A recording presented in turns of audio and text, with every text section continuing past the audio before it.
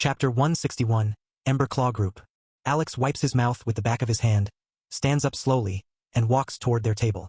The group goes quiet as he approaches, their gazes sharpening. Without a word, Alex pulls a gleaming gold coin from his pouch and sets it lightly on their table. "Gentlemen," Alex says smoothly, his voice calm and clear, "would you mind telling me more about this Lord Astrum?" The gold coin spins slightly before settling. A few of the monsters glance at each other, clearly tempted, but at the same time they look confused, almost suspicious. The lion-headed beastman squints at him. "You serious?" he says. "You don't know about Lord Astrum?" Another, a bear-like brute, leans forward, frowning. "Where the hell are you from, stranger?" Alex offers a faint, easy smile. "Not from around here. Came from the other continent. I don't know much about this land yet." There's a beat of silence. Then the bat-winged woman laughs softly, a little bitter. "Figures," she says, shaking her head.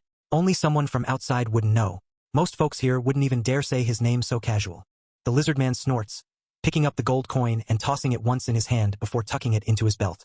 "You shouldn't have come here, outsider," he says grimly. "This continent's not like the ones across the sea. Used to be peaceful. But now." He leans back, his tail flicking agitatedly. "Now it's chaos. Been like this for years. There's a group, some call them the Ember Claw. They've been fighting against Lord Astrum's rule.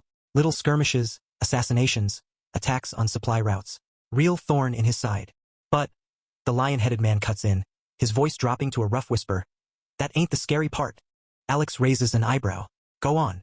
The bat-winged woman glances around quickly, making sure no guild officials are eavesdropping, then leans in. "A week ago, someone new showed up," she says. "Not part of the rebels. Not part of any known group. Just appeared. Started wrecking Astrum's forces like they were nothing. Hit 3 forts in a week. Killed a general in single combat. Whole damn continent's talking about it." The bear-like one growls low in his throat. "And Astrum? He ain't used to being challenged. That lord. He's ruled here with iron claws for damn near 50 years. Ain't nobody ever dared stand against him and lived long enough to brag." Alex leans slightly closer, his voice low and thoughtful. "What do they call this new person?" The monsters look at each other again, hesitating. Then the lizard man shrugs. "Don't got a real name. Some call him the Ghost. Others say, the Plaque. Depends who you ask. Moves too fast. Hits too hard. No one's even gotten a clear look at him yet." "And you think," Alex murmurs, "this ghost is strong enough to beat Astrum?" The lion-headed man lets out a rough chuckle. "Maybe. Or maybe he'll just piss Astrum off enough to tear half the continent apart hunting him down. One thing's for sure," the bear man rumbles. "Big changes are coming. Blood's gonna flow either way." Alex sits back slightly, taking it all in. A small, almost imperceptible smile plays at the corner of his mouth. "Interesting," he says softly. The bat-winged woman eyes him curiously. "You planning to stick around, outsider?" Alex stands, pulling his cloak tighter around him. His shadow falls across their table like a dark wing. "For a while," he says simply. And without another word, he turns and walks back to his seat. Alex sits down again, his hand idly stirring the untouched mug of dark liquor in front of him. His eyes narrow slightly in thought. "I'm 100% sure the plaque they're talking about is Gander," he thinks. His fingers tap lightly on the wooden table, a steady rhythm. Lowly, under his breath, he mutters, "This is interesting. Gander arrived a week earlier than me." He leans back in his chair, staring up at the rough wooden beams overhead. "We both went through that portal at the same time," he muses. "But it wasn't exactly in good condition after all. Must have thrown him out earlier." The corner of his mouth tightens. Gander's reckless, but he's not stupid. If he's causing that much trouble already, he's got a plan. Alex exhales slowly. First things first. He needs to go to the city where this Astrum lives. He glances over at the group he spoke to earlier. They're back to drinking and whispering among themselves, occasionally shooting glances toward the job board. Alex pushes himself up and walks back toward them, keeping his approach casual. The lion-headed man notices him first, giving a wary grunt. "Need something else, outsider?" "Yeah," Alex says, voice calm. "I need directions. Where's the city where Lord Astrum lives?" The group exchanges looks again. This time there's a note of caution in their eyes. "You serious?" the bat-winged woman says. "You really planning on going there?" Alex simply nods. The lizard man huffs a sharp breath, scratching the back of his scaly neck. "You're crazy." "But..." He grabs a scrap of parchment from the table, dips a claw into an inkpot, and quickly sketches a rough map. "Follow the main road east for about 4 days. You'll hit a fork near an old broken statue. Take the north path. It'll lead you through Blackthorn Pass. Dangerous, though. Bandits, monsters, worse." He taps the map. "Keep going until you see the White Cliffs. Astrum's capital sits right against them. Big city. You can't miss it. Name's Velzer." Alex takes the parchment and folds it neatly, slipping it into his cloak. Thanks, he says, giving a slight nod. Don't thank us. The bear-like brute mutters. If you're going there, better pray you don't run into Astrom's enforcers. Alex's lips curve into a faint, almost amused smile. I'll manage. Without wasting another second, he turns and heads for the door. The guild hall's noise fades behind him as he steps out into the cool evening air. The sky is bruised purple with the coming night. Alex pulls his cloak tighter, feeling the weight of the parchment against his chest, and sets off eastward, his footsteps steady, unhurried. 2 days pass in a blur of sky and clouds. Alex flies high and fast, not bothering with the roads the lizard man marked for him. Blackthorn Pass, bandits, monsters, he's not interested in wasting time. Every now and then he spots something moving below, skirmishes on dusty trails, columns of soldiers marching, but none of it matters. His goal lies straight ahead. By the time he reaches the white cliffs, the sun is dipping low, bathing the horizon in molten gold. And there it is, Velzer. Alex hovers for a moment, taking it in. Massive black walls ring the city, thick enough that siege weapons would barely scratch them. Spires of dark stone and gleaming metal pierce the sky like jagged teeth. Airships drift lazily around the highest towers, guarded by flying beasts he doesn't immediately recognize. Even from here, the city feels heavy. He lowers himself toward a side gate, avoiding the main entrance. After a little fast-talking and flashing an adventurer's badge, he's let through without too much trouble. Inside, the difference hits him immediately. The density, Alex thinks, eyes scanning the crowded streets. Everywhere he looks, powerful monsters move through the city like it's normal. Tier 4 monsters, things that would have been a major threat back on the Three Kingdoms continent, are as common here as cabbage sellers in a market. Tier 5s, too, just walking around, fully armored or wrapped in thick enchanted cloaks. He steps aside as a group of armored enforcers march past, all of them Tier 4 at least and one Tier 5 leading them, each carrying black halberds engraved with a burning sun motif. One of them, a hulking boar-headed warrior, catches Alex watching and grunts. Move along. Don't gawk unless you want trouble. The enforcer snorts and keeps moving, the squad vanishing down a side alley like a metal storm. Alex slips into the crowd, keeping his steps light, his presence low. Gander probably isn't in this city, he thinks, slipping past a fruit cart without so much as a glance. If he was nearby, that item I have would have picked up his signal by now. He taps the small silver badge tucked safely under his cloak. Silent. No pulse, no glow. Nothing. Means he's either too far, or underground enough to hide even from this. Alex exhales through his nose and heads toward the biggest building he can see aside from the central tower. A sprawling stone structure marked with the familiar crossed sword and scroll insignia. The Adventurers Guild. The inside is as chaotic as he expects. A wide, open hall filled with roaring fires, dozens of wooden tables, and adventurers of every monstrous shape and size. Huge notice boards line the walls, plastered thick with missions and bounty postings. Some are stained with old blood. No one seems to care. Alex moves toward one of the mission boards. His eyes scan quickly. Hunt down a group of rebels spotted near the river. Escort a supply convoy through Blackthorn Pass. Guard a noble's estate from rebel sympathizers. Most of the missions seem focused on a single enemy, the rebels. And then he sees it. A new notice, still crisp compared to the older, weathered postings. Urgent mission. Rebel stronghold located. Group identified as the Emberclaw. Destroy hideout located in the Ashen Woods. High reward. Bonus for confirmed rebel commander kills. Applicants must be Tier 4 or higher. Contact Officer Marn at the mission desk. Chapter 162. 3 Tier 5 Monster. Alex plucks the parchment from the board, reading it over again slowly. A deep voice rumbles beside him. You lookin' to die? Alex glances sideways. A thickly built reptilian adventurer, probably a crocodilian-type monster, stands there, arms crossed, jagged teeth flashing in a grim smile. His scales shimmer dark green under the lantern light. Everyone who's gone after the Emberclaw lately, the crocodilian says, jerking his thumb at the board, ain't come back. Place is a meat grinder. Even Tier 5's been having trouble. Alex folds the notice neatly and tucks it into his belt. His voice is calm. I'll manage.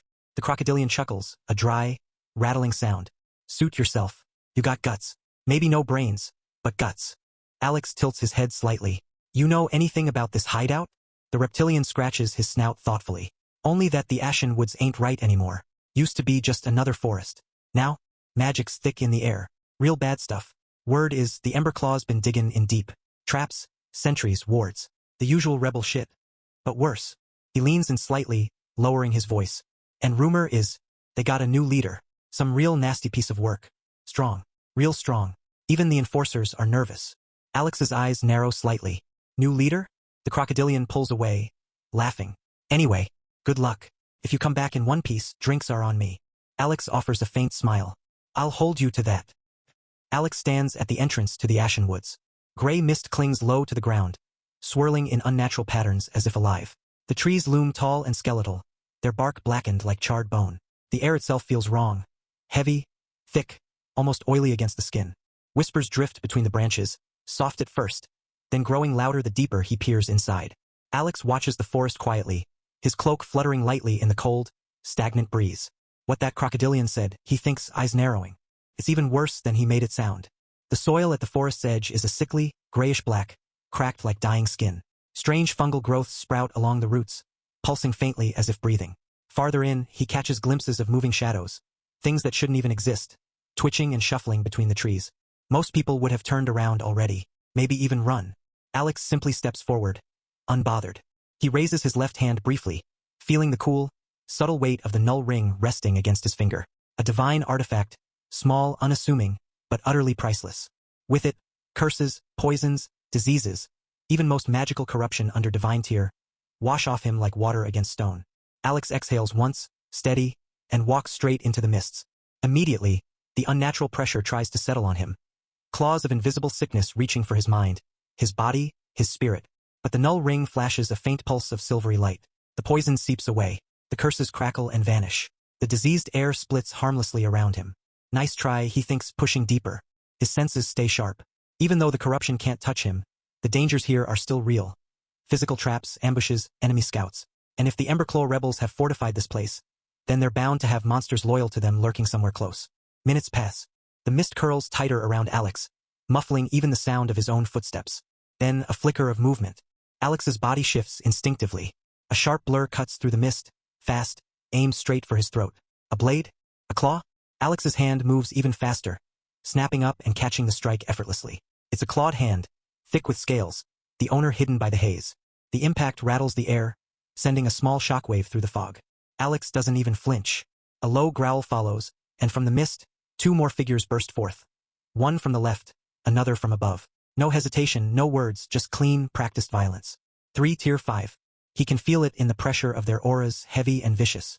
Still holding the first attacker by the wrist, Alex tilts his head slightly, voice calm and almost bored. Finally, he says, his tone edged with faint amusement. You all decided to come out. He throws the trapped attacker back with casual force. The figure crashes into a tree with a sharp crack of splintering wood.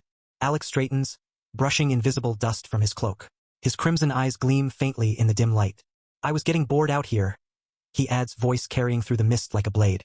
The two new enemies land lightly a few paces away, snarling. Now that they are visible, Alex gets a better look. One is a tall, lean creature, almost feline, with sleek black fur and molten yellow eyes. Wickedly curved blades sprout from its arms like natural weapons. The other is a hunched, armored beast, more insect than man, with chitinous plates covering its body and twin scythe-like limbs twitching in anticipation. The first attacker, the one he threw aside, stands up, shaking off the impact.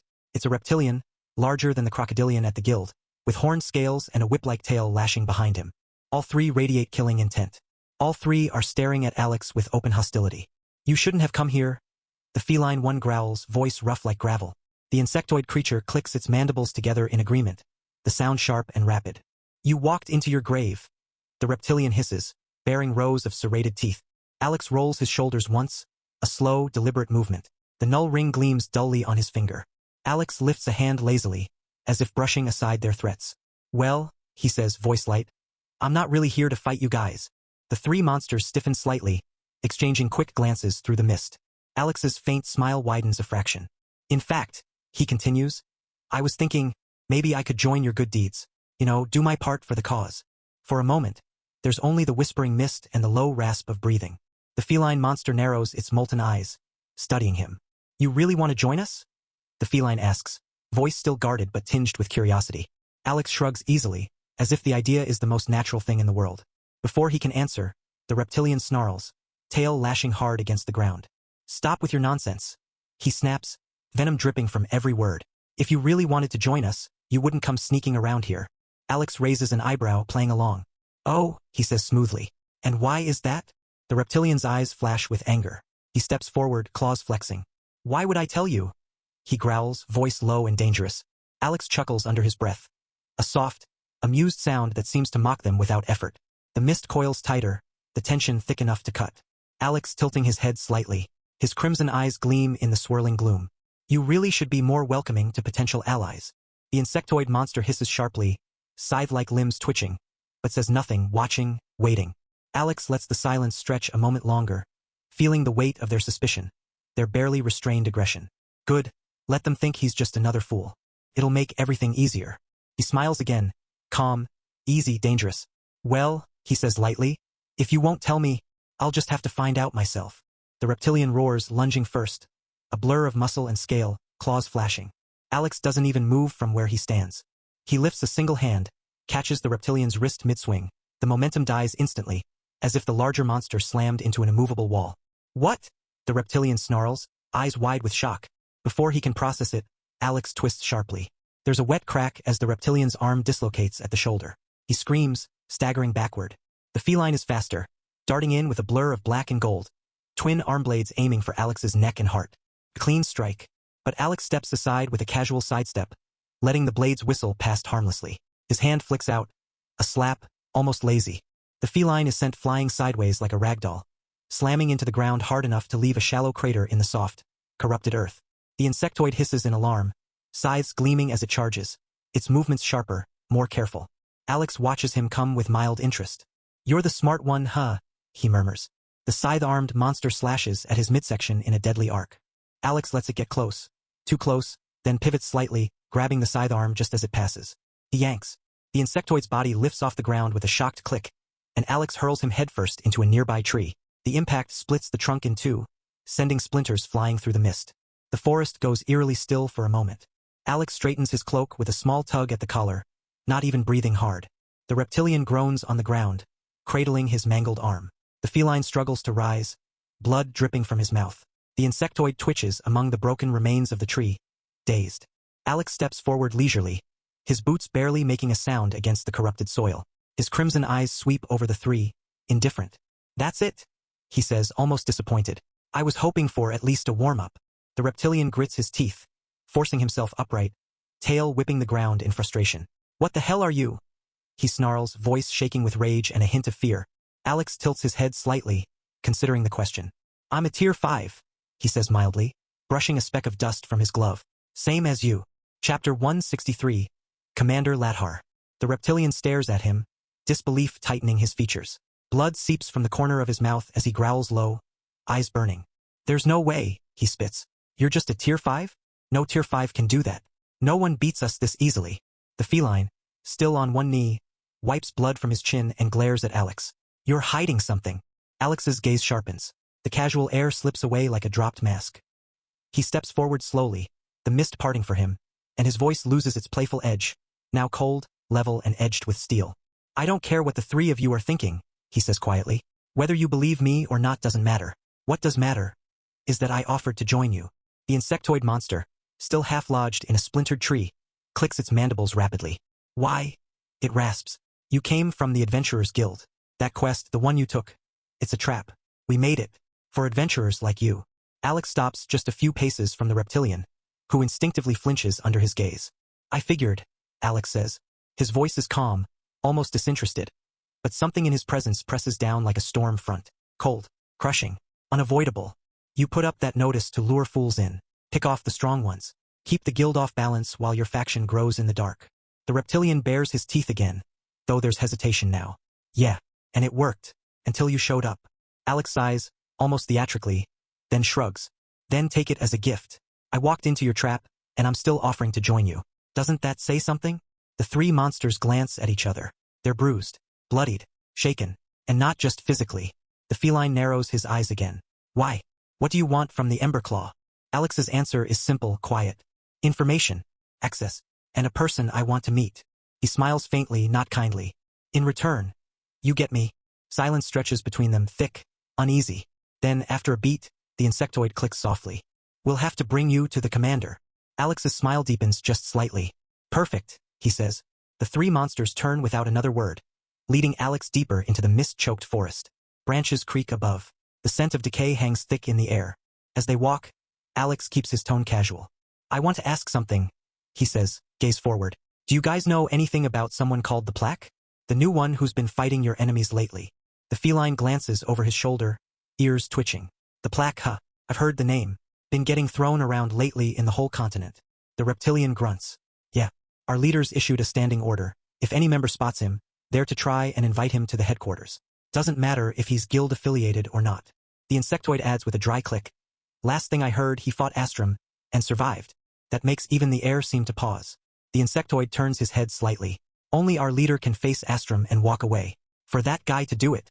He trails off, but the message is clear. Alex doesn't respond immediately. Instead, he hides a flicker of thought behind a neutral expression. So Gander is not in the Emberclaw. After a while, the twisted trees begin to thin, and the mist gives way to a jagged clearing bathed in a dull red glow.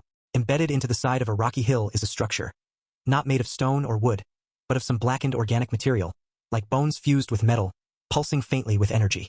Watchtowers loom above, their sentries barely visible through the haze. The reptilian gestures ahead. This is one of our bases, he says. Not the main one, but important enough. The one in command here is Ladhar. He pauses, glancing sideways at Alex. He's a peak tier 5. The insectoid clicks softly, almost smug. The feline smirks faintly. They're watching for a reaction. A twitch, a frown, anything to show nerves. But Alex just keeps walking, his pace unchanging. All right, he says simply. No sarcasm. No tensión. Just indifference, like someone hearing the name of a local shopkeeper. The feline smirk fades a little. You didn't hear me wrong, the reptilian says, trying again. Peak. That's one step from tier 6. I heard you, Alex says, not looking at him. I just don't care. The three fall quiet for a moment, unease flickering beneath their expressions. Alex stops in front of the wide, organic-looking gate, crimson eyes reflecting the pulsing light. Let's go, he says, voice steady. I'd like to meet your commander. The gates part with a heavy groan, the blackened material folding open like the ribs of a beast. Inside, the base hums with low energy, corridors woven of dark sinew and bone, glowing faintly with a red pulse that seems synced to a heartbeat too deep to hear. As Alex steps inside, every head turns. Monsters of all shapes and sizes pause what they're doing. Conversations cut off. Weapons lower just slightly. All eyes fall on the trio leading the way, and the stranger walking behind them. There's no mistaking their status. The three monsters, wounded or not, walk with a quiet authority. Their presence carries weight here. Rank, respect. Just below the commander. A horned, four-armed brute leans over to whisper. What the hell happened to them? They look like they fought something nasty. Another mutters from the shadows. One of the winged scouts perched above frowns down at Alex. Who's the outsider? The feline doesn't break stride, voice curt. Potential recruit. Brought him in personally. The reptilian adds. He passed the test. That gets a few murmurs. One of the monsters scoffs, but another leans forward, intrigued. Alex glances around, eyes brushing over the crowd like drifting coals. Unbothered, calm. The murmur dies almost instantly. The insectoid clicks his mandibles once, a sound like a signal, and the hallway parts. No one stands in their way. The feline looks back at Alex, studying him again. You're really not nervous? He asks, quieter now. Not even a little? Alex meets his eyes, expression unreadable. I've already beaten you 3, he says simply. Why would I be worried about your superior? The reptilian chuckles dryly under his breath, almost impressed. The hallway opens into a broad chamber carved into the hill's heart, lit by slow, pulsing veins of crimson light that snake through the walls. At its center stands a massive stone-like table, warped and cracked with age, surrounded by maps, carved tokens, and clusters of glowing shards that hum with arcane energy. Behind it stands a tall, imposing figure, lean but broad-shouldered, covered in sleek obsidian armor that seems to ripple with life. His face is partially covered by a bone-like helm, but one eye, sharp, yellow, and piercing, gleams from beneath it. Ladhar. He doesn't look up at first. His clawed fingers move pieces across the table, muttering under his breath. Only after a long moment does he raise his gaze, fixing it on the three monsters. What is it this time, you three? His voice is low, gravelly, and edged with mild irritation. You look like you've been stepped on by a dragon. The reptilian bows slightly. Commander, there's someone here. He wants to join. That gets Lathar's attention. His eye narrows. What? Since when did you 3 become recruiters? The feline stiffens slightly but speaks up. We didn't plan to. He found us. Took the bait quest. Ladhar frowns. And? The insectoid clicks his mandibles. He beat all 3 of us. Clean. We couldn't land a real hit. Silence stretches for a breath. Then Ladhar straightens fully, stepping out from behind the table. His presence is heavy, every movement measured, precise, like a blade half-drawn. Alex doesn't bow, doesn't flinch. He simply meets Lathar's gaze with quiet confidence. You wanted to join? Ladhar asks. You do realize what we are here, right? Alex says nothing. Ladhar gestures vaguely to the walls, the structure, the unnatural energy that pulses through the air like a heartbeat. In the eyes of the world, of the nobles, the guild, the city lords, we're not a faction. We're not a resistance. We're the villains, the rebels, the ones who refused to kneel when the one lord declared his reign absolute. He takes a few slow steps forward, each one ringing slightly on the hard floor. Is that something you're ready for, adventurer? Because this isn't just some mercenary group. Alex shrugs, his expression cool and unreadable. I don't really care, he says. Also, is it really this hard to join? Lathar pauses, the flicker of a dry smile tugging at the edge of his mouth. Normally? No. We'd welcome someone like you with open arms. Someone that strong doesn't come walking in every day. He stops just a few paces from Alex now, his gaze sharp as a blade's edge. But lately, too many bases have gone dark, destroyed from the inside. We've had traitors. People who joined just to gut us when we least expected it. His voice hardens. So yes, we're careful now. Paranoid, even. We don't hand out trust just because someone looks strong. Lathar's smile sharpens. How about this? He says, voice low. Fight me. A stir ripples through the room behind them. A few murmurs, a few sharp intakes of breath. If you survive for 1 minute, I'll recommend you directly to the headquarters. Alex raises a brow, clearly unimpressed. Oh? And what if I defeat you?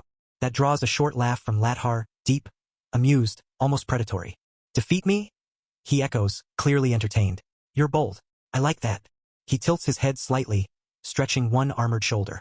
All right, if you beat me, I won't just recommend you. He steps back, the air around him beginning to hum with latent power. I'll personally escort you to meet our leader. Chapter 164. Alex versus Lathar. Outside, in the clearing behind the base, the trees fall away into a wide, open ring of scorched earth and stone, clearly used often for combat. Scars from previous fights cut deep into the dirt. Impact craters, melted grooves, claw marks, and bloodstains long since dried.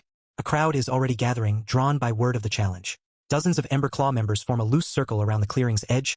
Beasts, mutants, chimeras, and more monstrous things cloaked in shadow and mist. Many tower over Alex. Others crouch low with twitching limbs. Some hiss softly with anticipation. He's going to fight the commander? A scaled brute mutters, blinking wide amber eyes. No way he survives. A stitched-together abomination chuckles. Lathar doesn't hold back.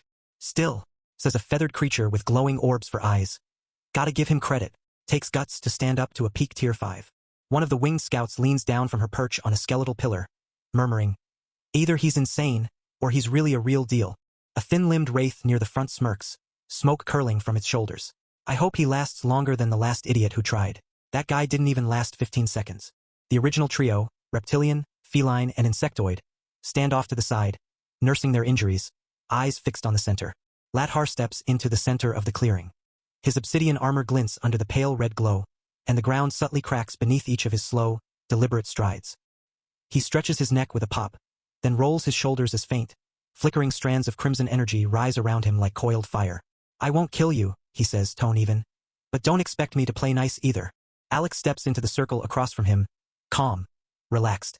You don't have to hold back, he says. I'd be insulted if you did. More murmurs ripple through the crowd. Damn. Someone breathes, grinning. This guy's really not scared. A dozen monsters focus their gazes, mana gathering faintly in case the fight gets out of hand. Lathar's smile is gone now.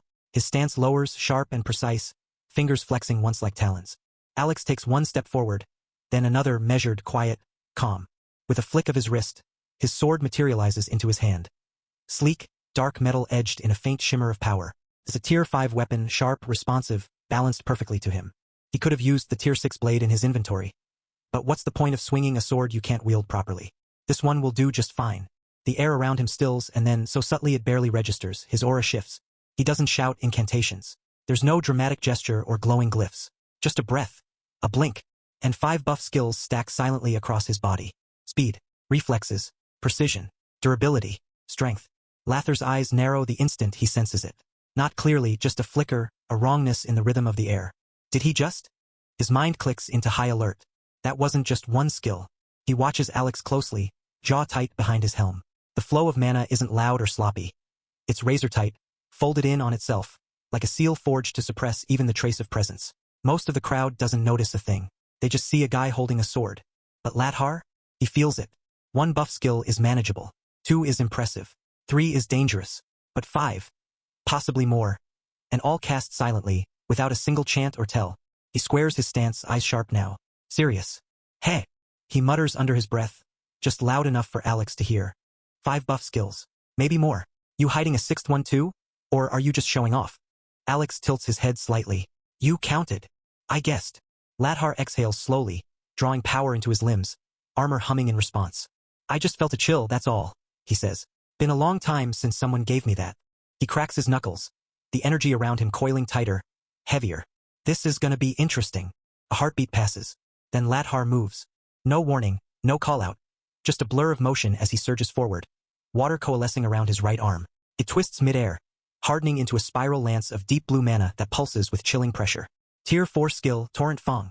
The ground beneath his feet fractures as he explodes off it, thrusting the lance toward Alex with precise, overwhelming force.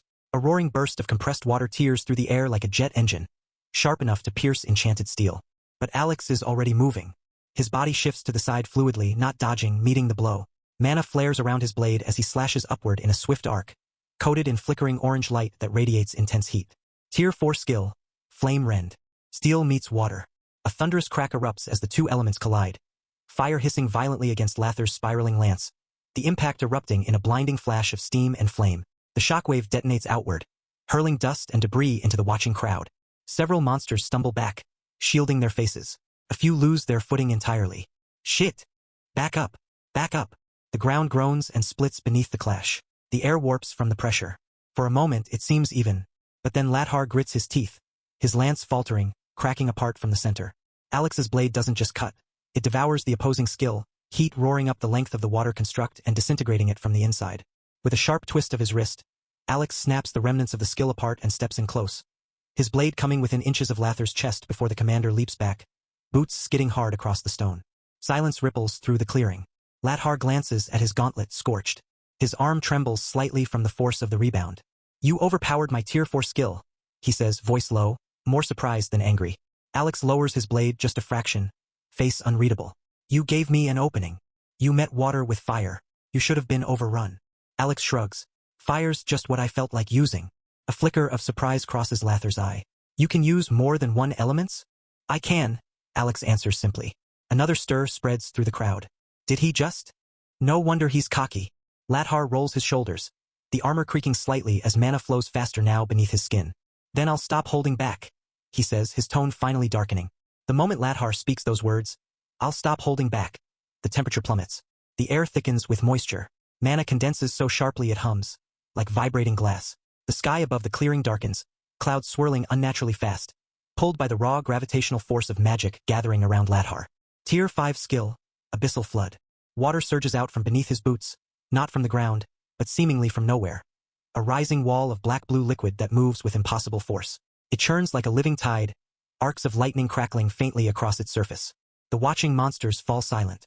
Then the wave crashes down, not toward Alex but over everything. It devours half the clearing in one violent sweep, uprooting earth, flattening the terrain. Trees at the edge of the ring bend and snap, soaked instantly. Rocks are launched like missiles. The entire base behind them shudders. The feline, still bandaged, chokes on his breath. Does the commander want to destroy the base? A reptilian near him snarls. That's not sparring. That's war. Above them, winged scouts dive for cover. Others scramble away from the circle's edge, shielding their heads. But in the heart of the flood, a flash of gold. Alex stands at its center, utterly still. The water should have swallowed him whole. Instead, Tier 5 skill, Earthen Vault.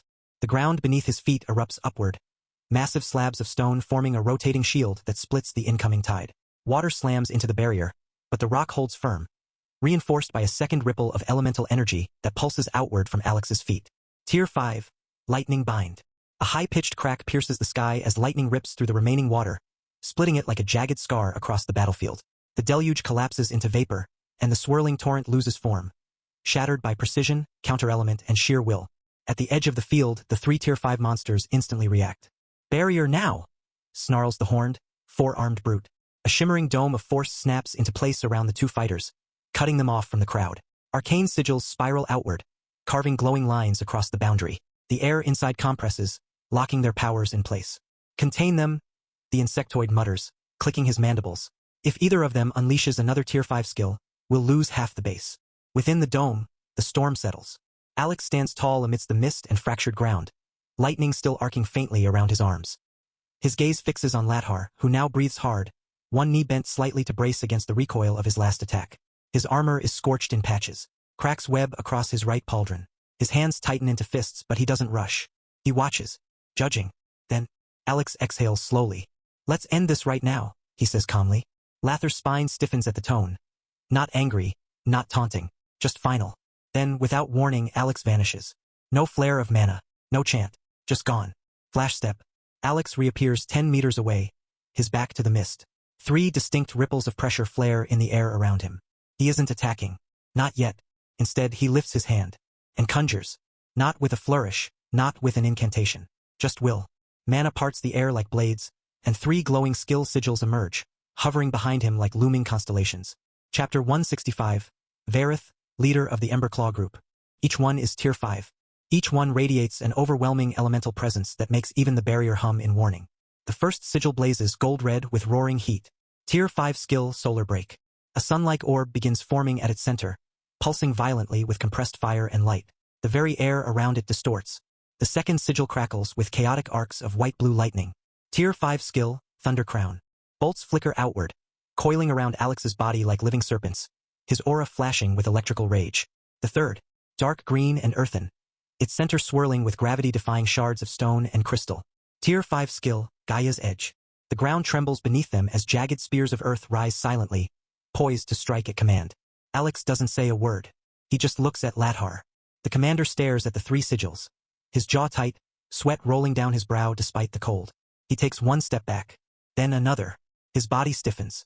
Soul instincts scream louder than logic. Every fiber in him says run. The moment all 3 tier 5 skills begin to stabilize in the air behind Alex, each one primed for simultaneous cast. Ladhar lifts both hands with a sharp intake of breath. "Okay," he barks. Okay, you win. I admit defeat." The skills freeze. The glowing sigils hold a moment longer, then slowly dissipate, absorbed back into Alex's control. Silence. Ladhar exhales heavily, eyes wide, chest rising and falling. "You were really going to use all 3 at once," he mutters, voice dry.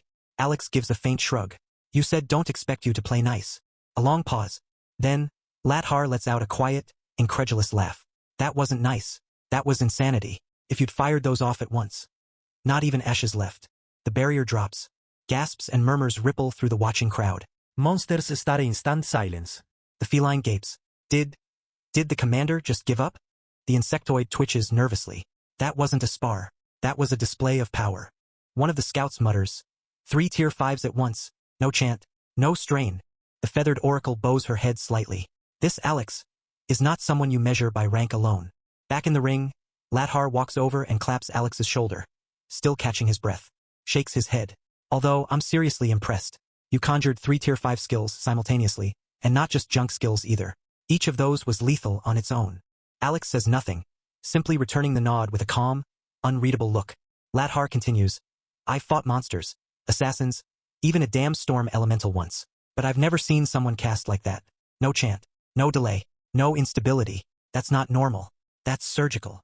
He gives Alex a sideways glance, curiosity sparking in his eyes.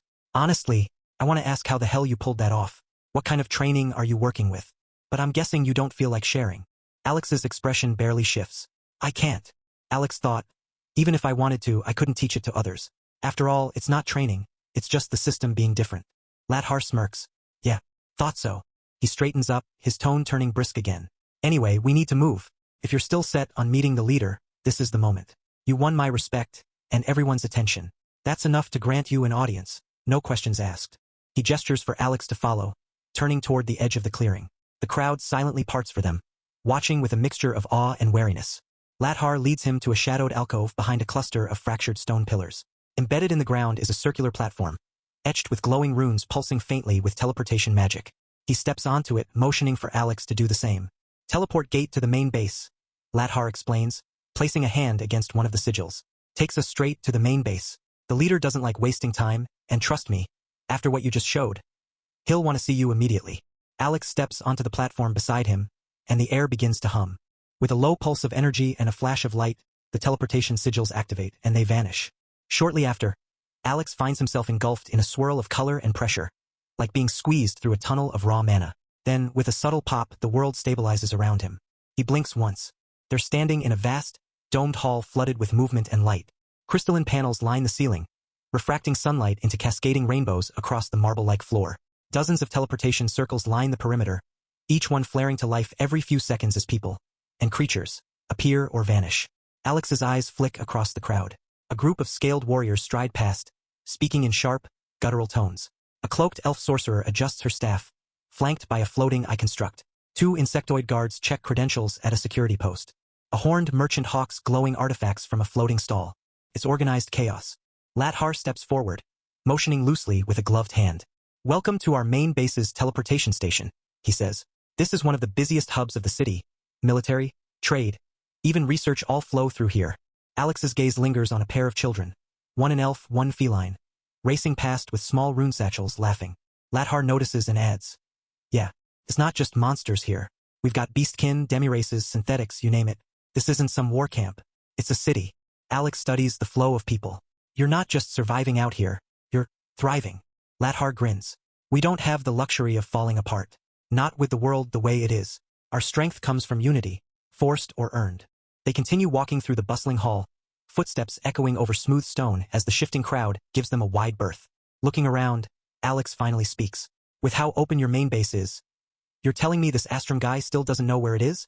Lathar lets out a short breath through his nose, half a laugh. "Oh, he knows. I'd bet good coin on it." "Then why hasn't he hit you?" "Because he can't afford to," Lathar says, glancing sideways. "Not with the other families watching him like hawks. Astrum's powerful, yeah, but his grip on the throne isn't absolute. If he goes all in on us, he leaves his flanks open. And in his world, hesitation means assassination." Alex raises a brow. "Politics over power." "Exactly. Even monsters have to play the long game."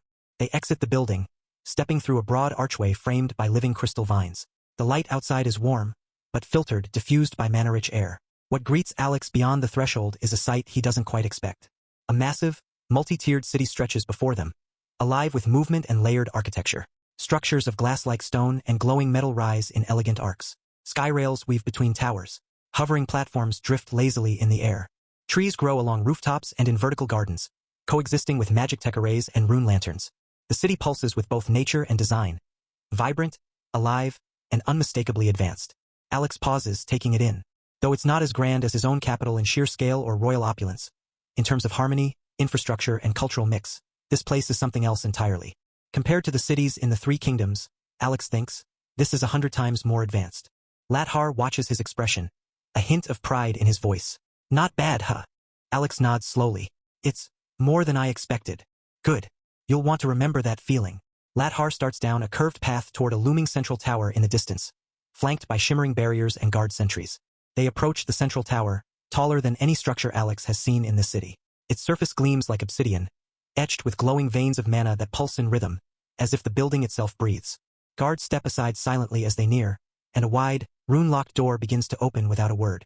A deep hum resonates from within. They step inside. The interior is cavernous, more like a cathedral than a hall. Massive archways curve high overhead, each one supported by monolithic pillars that shimmer with enchantments. At the far end of the chamber, seated atop a platform of blackstone and ancient roots, is him. The leader, a colossal figure, at least 7 meters tall, sits upon a throne grown from living crystal and fossilized bone. His form is vaguely humanoid but only in silhouette. Everything else is monstrous.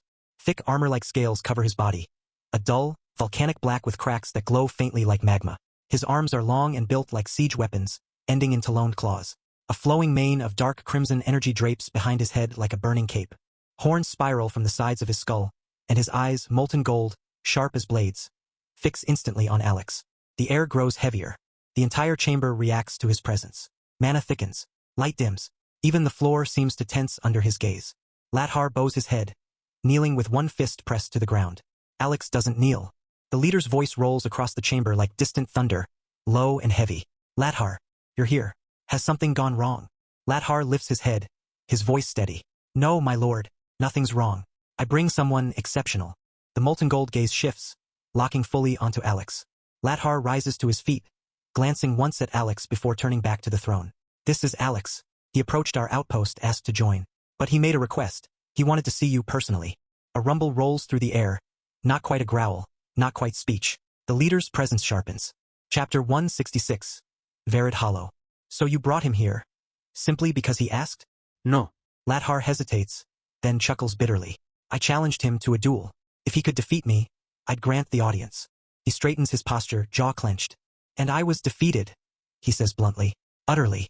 No excuses. No holding back on either side. He overwhelmed me. The leader's claws curl slightly against the stone armrest. Silence deepens. Then, a deep, amused growl echoes through the hall. I see.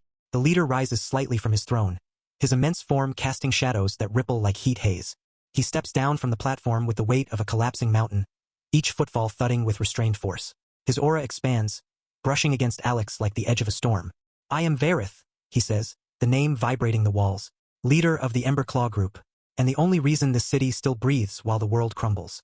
He halts a few paces from Alex, towering above him. You faced one of my commanders and forced surrender. You show no fear to me. So tell me, Alex. His voice drops, a dangerous purr. Why do you want to join? Alex meets the molten gaze without flinching. He doesn't bow, doesn't avert his eyes. He simply stands his ground, calm, silent, unreadable. Inside, of course, the truth sits quietly. This land is perfect. A continent where monsters rule, where raw power shapes society, and where no kingdom or noble blood dictates the flow of fate. If he can conquer this land, he might reach Tier 7 in one smooth ascent. But not yet. Right now, Alex has neither enough forces nor a foothold. So he'll let the two powers, Varethas and Astrums, tear each other apart. And when the ashes settle, he'll claim what's left. But none of that shows on his face. I want to end Astrum's tyranny, Alex says, his voice even, deliberate. Vareth tilts his massive head, expression unreadable beneath the shifting glow of magma-lit eyes. Just like everyone else. The behemoth rumbles. Are you here for revenge? Alex pauses, then nods slightly. You could say something like that. Vareth studies him in silence. For a long moment nothing moves, only the low hum of energy crackling through the chamber's walls. People talk about vengeance. Vareth finally says, voice low, they burn hot and die fast. You don't strike me as the burning type. I'm not, Alex replies. Vareth's gaze narrows, watching him like a predator. Then what are you? Alex's answer is simple. Patient. A deep, slow exhale rumbles from the monster lord's chest. Not quite a laugh. Not quite approval. I see. Vareth turns and ascends the steps back to his throne. Each stride seems to shake the air, but there's a certain calm in the motion now, less testing, more calculating. He lowers himself onto the throne with the weight of authority, claws tapping once against the stone. I can feel it, he says, voice echoing across the chamber. You're strong. I'd be glad to have you on my side. His eyes narrow slightly, voice dipping with subtle amusement.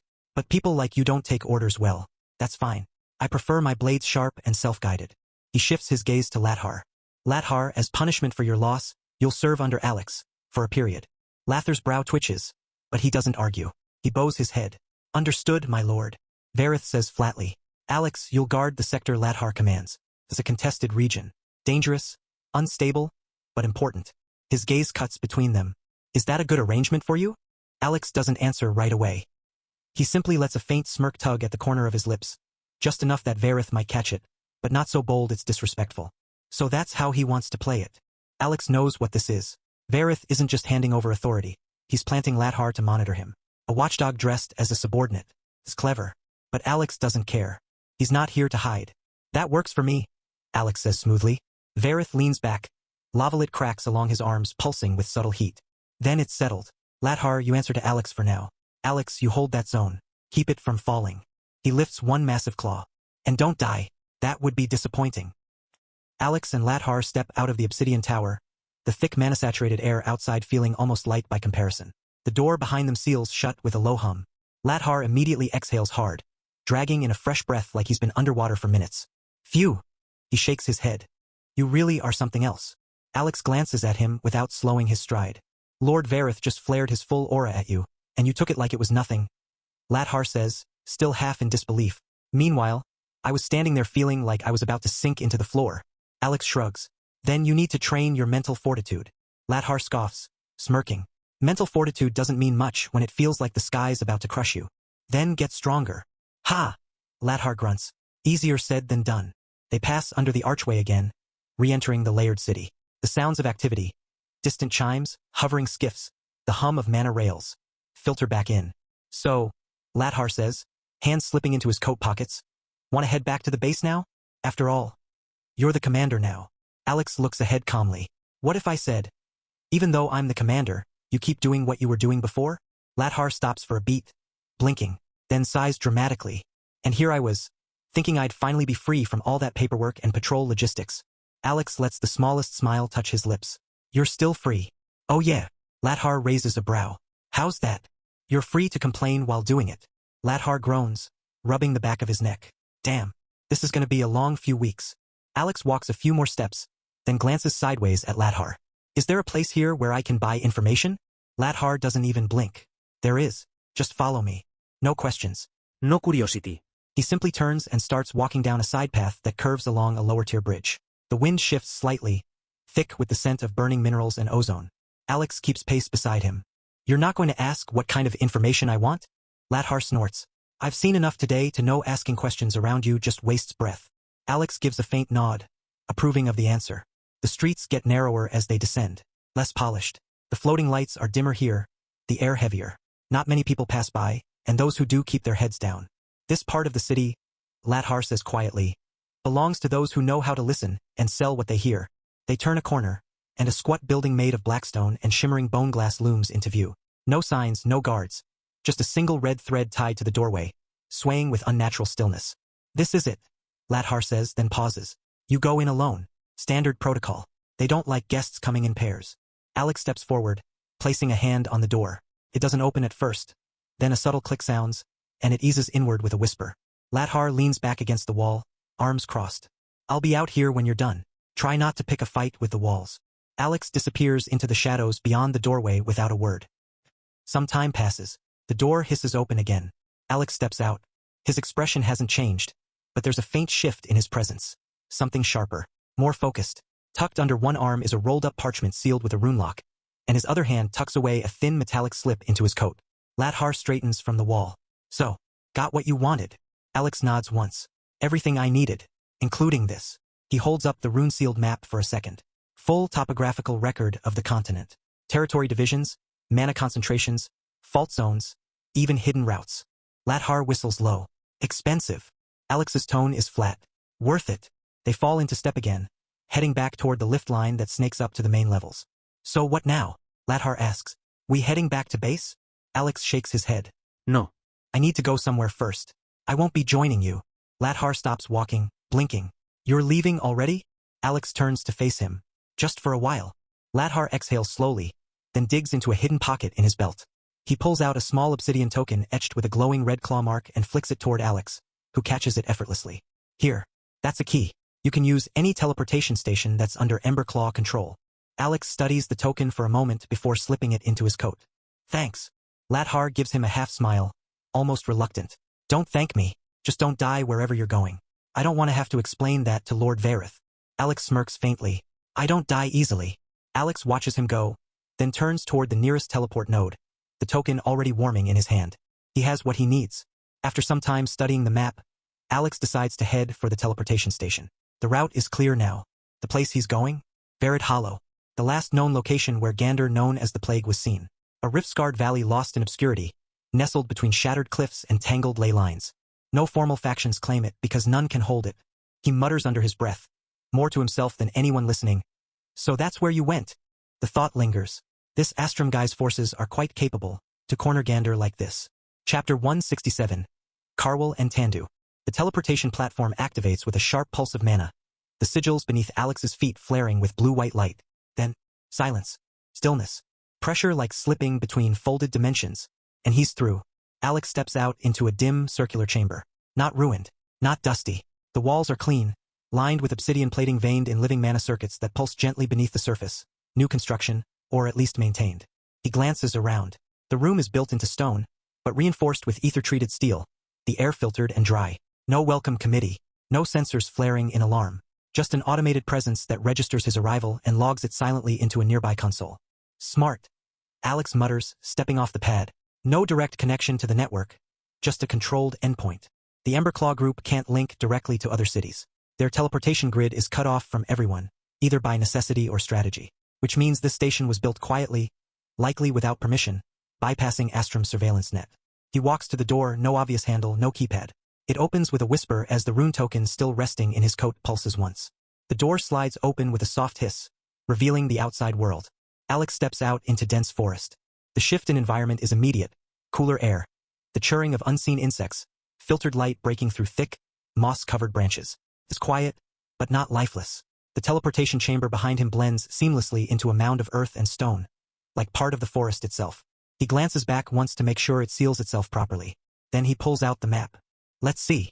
He traces a finger toward Verid Hollow. A jagged symbol marks the scarred valley nearby. Twisted topography, erratic ley line clusters.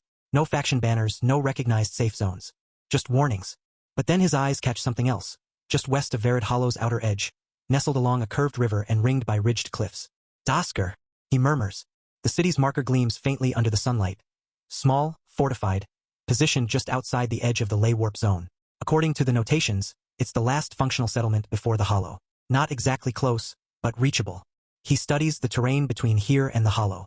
Dense forest, rocky ridges, 2 collapsed ley streams, and no official roadways. Of course there wouldn't be. He stands, tucking the map away into his coat and scanning the treeline ahead. This place might be crawling with scavengers and lunatics, but it's rich. Mana crystals. Rare herbs, ether-drenched beasts, even relics left behind by unlucky adventurers. Alex exhales softly, then lifts into the air. The flight is smooth and effortless. Mana swirling faintly around his boots as he soars above the forest canopy. Wind tugs at his coat, the thick trees below giving way to rolling hills and shadowed cliffs. The sky is cloudy, but the visibility is good. The sky is cloudy, but the visibility is good. It doesn't take long before the fortified outline of Daskar comes into view. A compact city built into the base of a steep ridge. Its outer wall a mix of stone, metal, and reinforced bonewood. A few towers dot the perimeter, manned by sentries. Watch crystals blink from their perches. Alex begins to descend. The wind gathers around him in spirals as he floats gently down, landing just before the massive ironwood gates. A few guards shift where they stand, gripping halberds, but their expressions change the moment they see him lower from the sky. Tier 5. One of them mutters under his breath. A few locals nearby stop to stare. 2 adventurers gawking openly from a nearby caravan elbow each other and start whispering. Alex doesn't pay them any mind. He walks forward calmly, stopping just before the gate's checkpoint. A bored-looking guard, older, with a patchy beard and a well-used cuirass, straightens up a bit when he sees Alex. His eyes flick briefly to the mana still radiating off Alex's shoulders. "Welcome to Daskar," the man says. "Entry tax is 6 silver. Alex nods and reaches into his coat. He drops a handful of silver coins onto the small tray beside the guard's post. The guard doesn't bother to count them, just steps aside and taps the gate rune. "Go on through." The great gate lurches and splits open with a groan of gears and mana-powered pistons. Inside, the city is buzzing. Stone-paved roads, lined with vendors, mercenaries, and travelers from every corner of the continent. The air smells of iron, smoke, and a hint of roasted meat. Mana lights drift overhead, their glow pale against the overcast sky.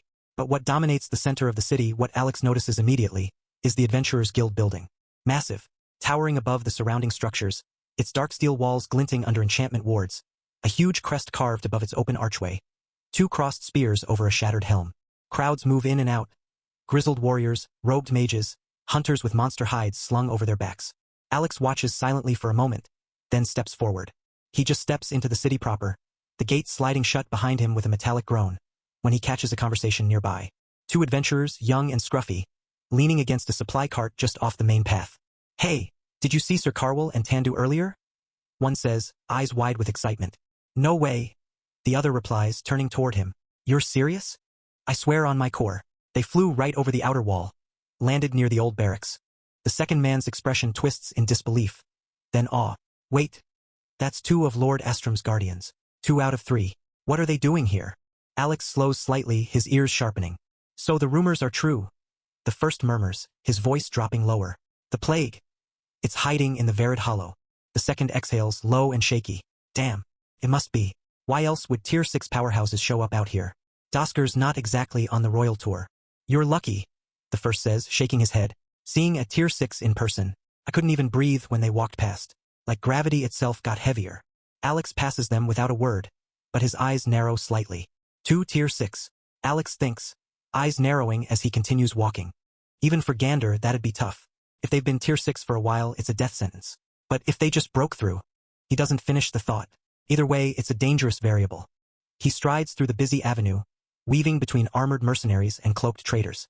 His destination is clear, the Adventurers Guild. Inside, the building hums with mana and voices. Quest boards line the eastern wall, glowing softly. A scent of incense and leather hangs in the air. Scribes work behind reinforced counters, while adventurers of all ranks sort through missions, supplies, or bounties. Alex approaches the nearest reception desk. A young elf woman glancing up from a stack of enchanted parchments. Looking for something, sir? She asks politely, eyeing his coat and the mana radiating from him. I need a detailed map of Verid Hollow, Alex says. Topography, leyline activity, anything you've got. She hesitates for a beat. We do have a few updated route charts compiled by survivors. They're expensive, 50 silver each. Alex slides a gold coin onto the counter. Give me the best version. Far from the bustle of Dosker, deep within the twisted core of Verid Hollow, the air is thick with static. Crimson fog clings to the gnarled ground. Warped trees bend at unnatural angles. Ether pulses through the cracked terrain like the veins of some ancient creature. Floating just inches above the blighted soil, two figures move with careful precision. One wears deep violet armor inscribed with golden sigils. Tall, grim, his eyes glowing with restrained force. Scarwell. Beside him, broader and more bestial in build. His armor fused with living stone and arcane plating, floats Tandu. His expression tight with focus. Tandu hovers a little lower, eyes sweeping over the gnarled terrain. His voice is low, gruff, and tinged with irritation. Where do you think that plague guy's hiding? Carwell doesn't stop moving. His eyes scan the landscape with the precision of a predator. Probably close. He was wounded fighting Lord Astrum. He won't have gone far. Tandu snorts, a plume of mana smoke curling from his helm vents. Still can't believe he survived that. Anyone else would have been vaporized. It is impressive, Carwell says, his tone unreadable. To face Lord Astrum directly and walk away, even barely, isn't something many can claim. Yeah, Tandu mutters, but impressive or not, we're here to finish what he started. Carwell finally stops, floating above a twisted ridge of stone, his gaze settling on a dark ravine oozing violet mist. Then let's not waste time.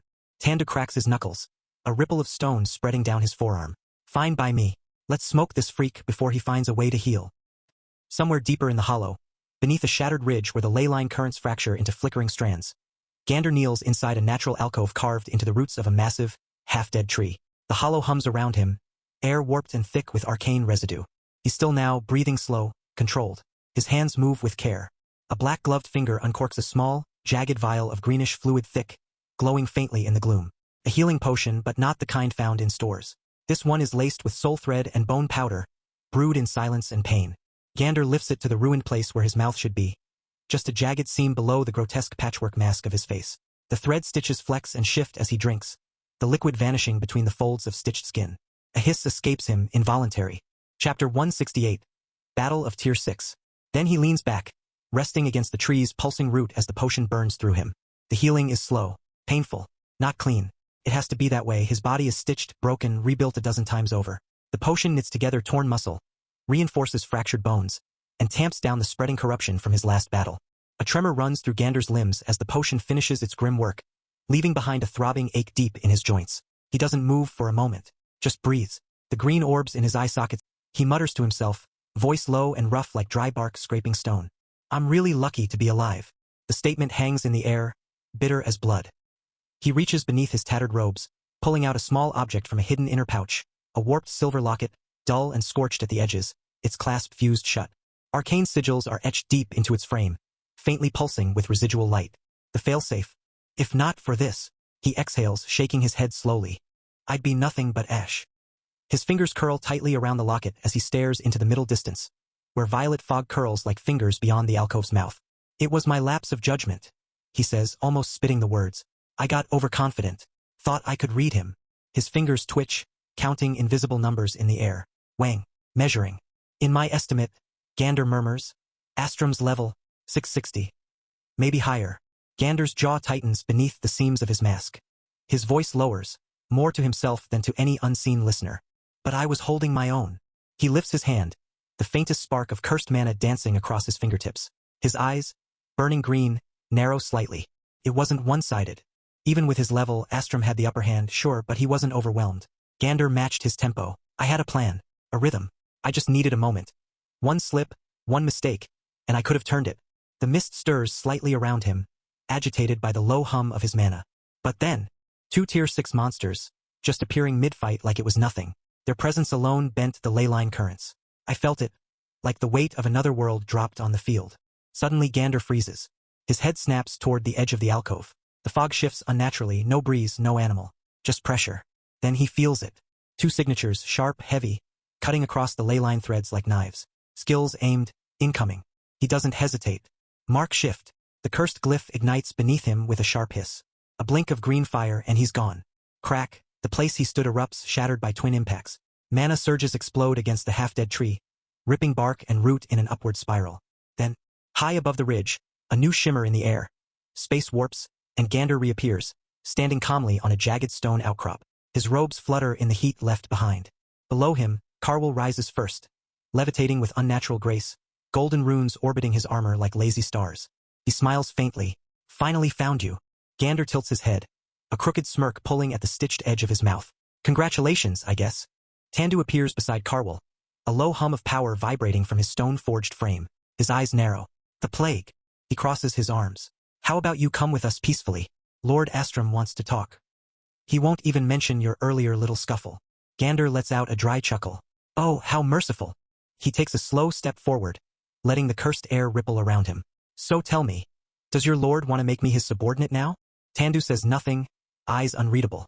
Gander's tone sharpens, voice carrying through the hollow like a blade dragged across bone. Then I'll decline. His eyes flare bright green, defiant. I already have someone I serve, for the rest of my life. The hollow seems to inhale. Tandu's jaw tightens. Then we do this the hard way. Gander grins beneath the seams of his face. Good. The cursed winds scream, and the fight begins. Carwell launches first, his body becoming a blur of crimson light as he vanishes from sight.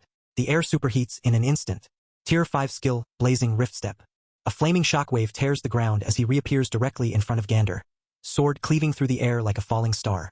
Gander vanishes just as fast, his body disintegrating into a smear of green smoke. Tier 5 skill, Wraith Shell. The blade cleaves into the outcrop, and the entire ridge disappears. Not crumbles, not cracks, but vanishes, atomized by the residual force. A portion of the mountain behind it begins to split under the aftershock. Carwell growls, spinning. Behind! Gander reappears, hand outstretched. Cursebrand. Decay Spiral. A glyph pulses under Carwell's feet, thorned runes that lash upward, wrapping his limbs in writhing green-black chains. The moment they touch his armor, it begins to rust and splinter, the mana inside flickering. But Tandu slams down between them, axe raised. Tier 5 skill, Continental Sundering. The entire hollow shudders. His axe hits the cursed tendrils, and the land underneath erupts. A semicircle of terrain hundreds of meters wide vanishes in an explosion of stone and golden mana. Jagged tectonic scars race outward like claws. Gander barely escapes, barely. A sleeve of his robe is vaporized, and the cursed runes along his shoulder flare wildly as they struggle to regenerate. He lands on a fractured pillar, breathing hard, eyes glowing like lanterns. So that's how it is. Tandu rises, eyes burning green light. We're not here to entertain you. Shame, Gander rasps. He slams his staff down. Tier 6 skill, Hollow Curse, Thousand Mouths of Zar. A rift splits the sky above them. From it descends a tide of screaming black energy. Shapes with jagged teeth and coiling limbs shrieking in eldritch tongues. Each one explodes on contact, warping the world like oil on water. They descend. Tandu's expression hardens. He lifts his free hand, slamming it into the ground. Tier 6 skill, Verdant Bulwark. A dome of compressed earth and sigils bursts upward, sealing him and Carwell inside with a flicker of golden light. The cursed storm crashes down. The entire mountainside is devoured. Everything within 500 meters is gone. Trees, stone, even mana itself is eaten, leaving behind only warped air and whispering void.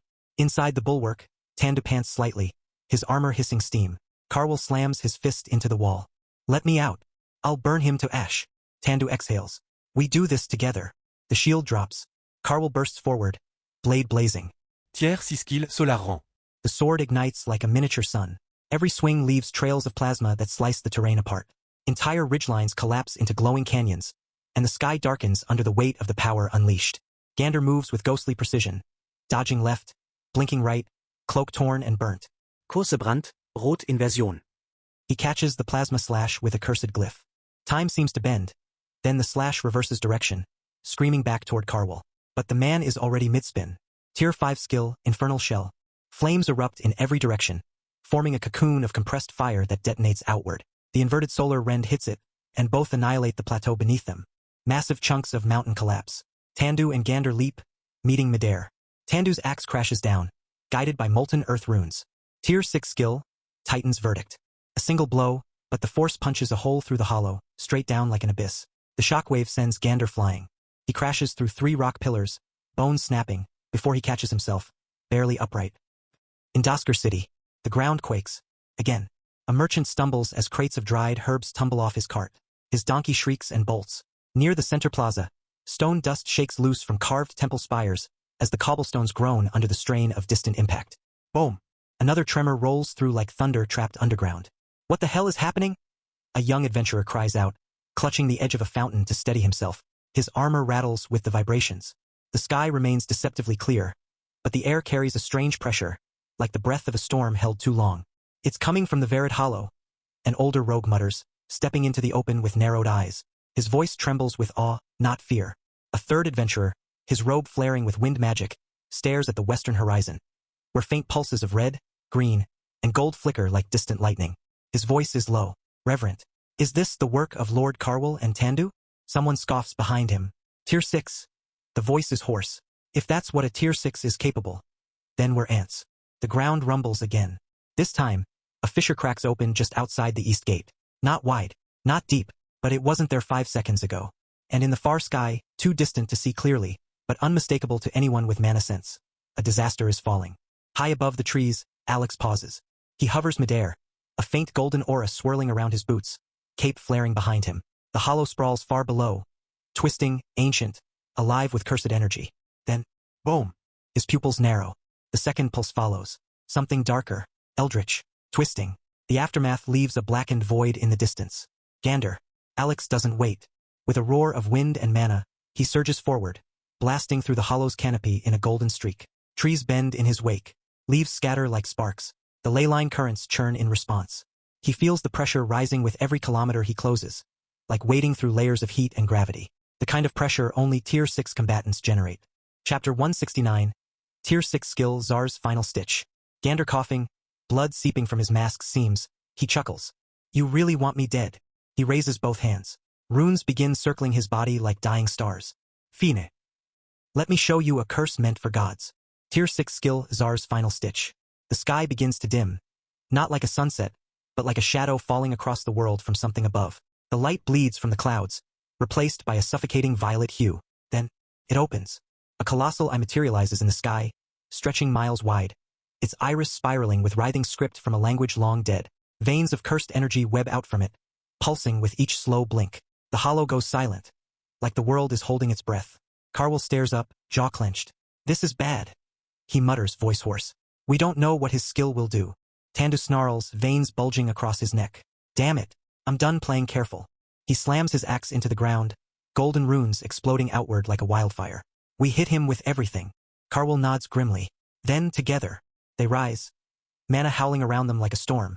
Twin cores ignite, the leyline threads beneath their feet burning with Tier 6 resonance. The terrain cracks beneath the pressure. Tandu roars. Tier 6 skill, Primordial Flame Burial. Golden fire erupts from his sword, expanding into a burning wave that twists reality. The flame devours sound itself, reducing everything it touches into glowing fragments that drift upward like dust in a furnace.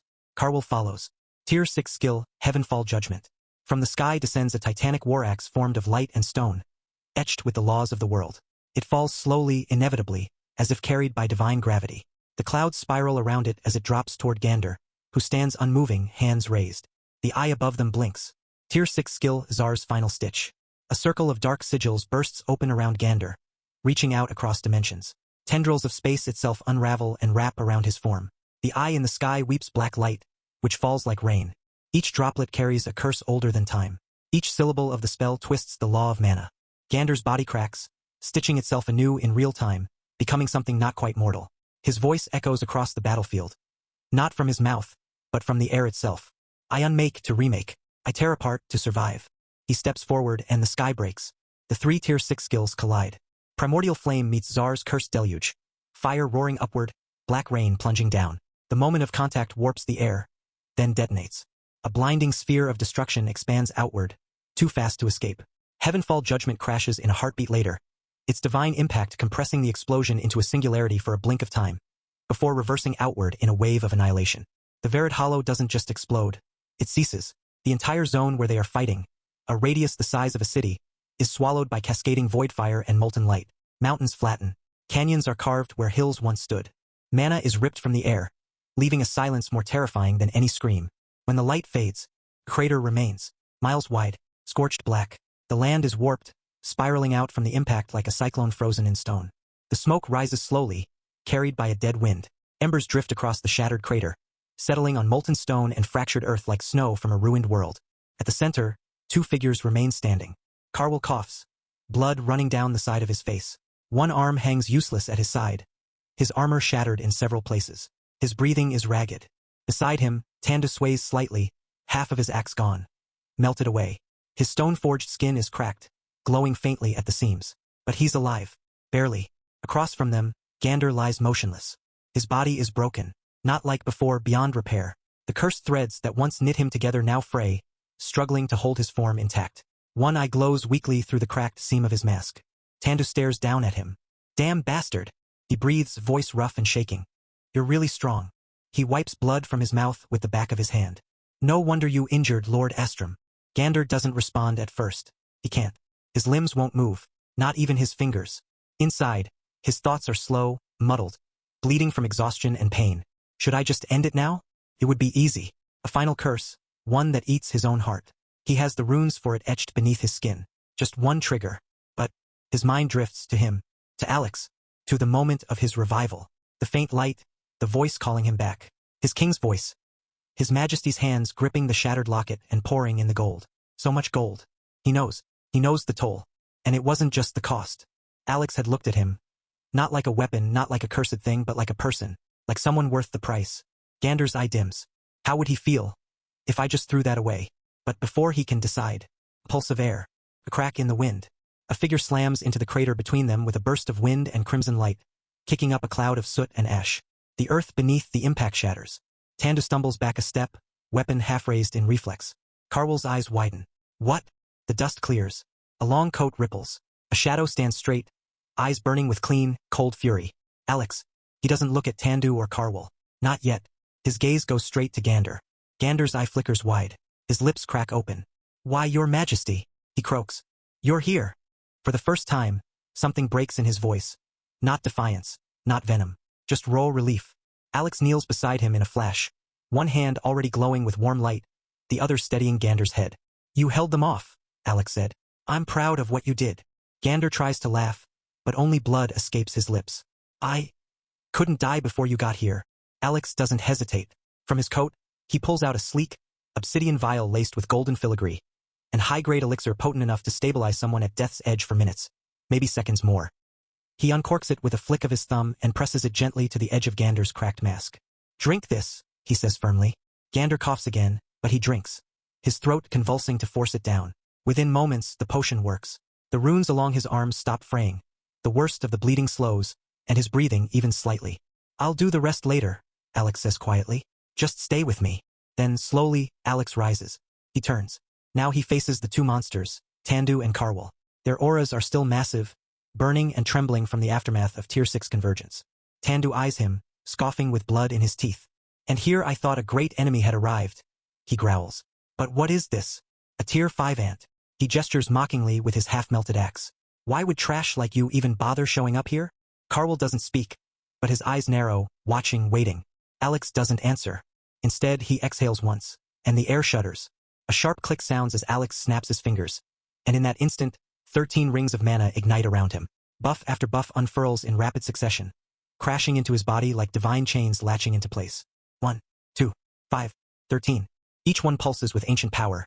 Speed, strength, regeneration, reflex, defense, aura amplification, precision, willpower reinforcement, element harmonization. The sky ripples as if a second sun has risen inside the crater. And then, his aura explodes.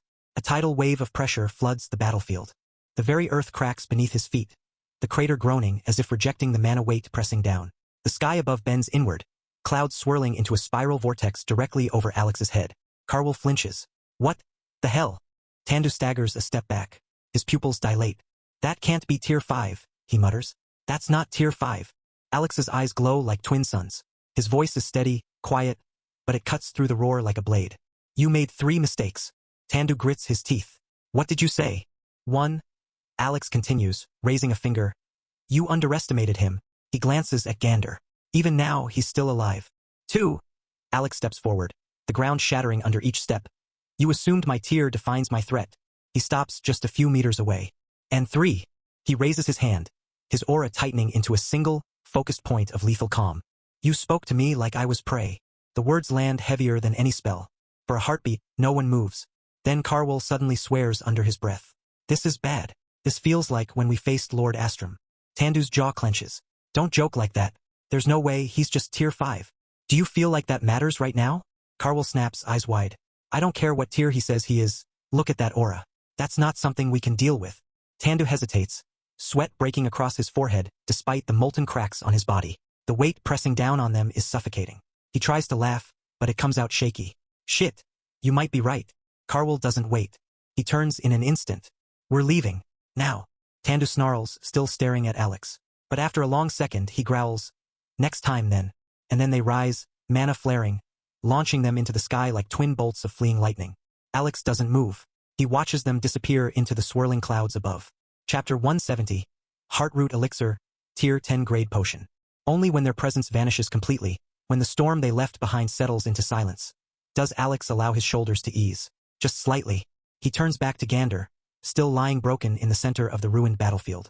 Alex crouches beside him again. They really gave you a beating, Gander. Gander forces a weak laugh, dry and ragged.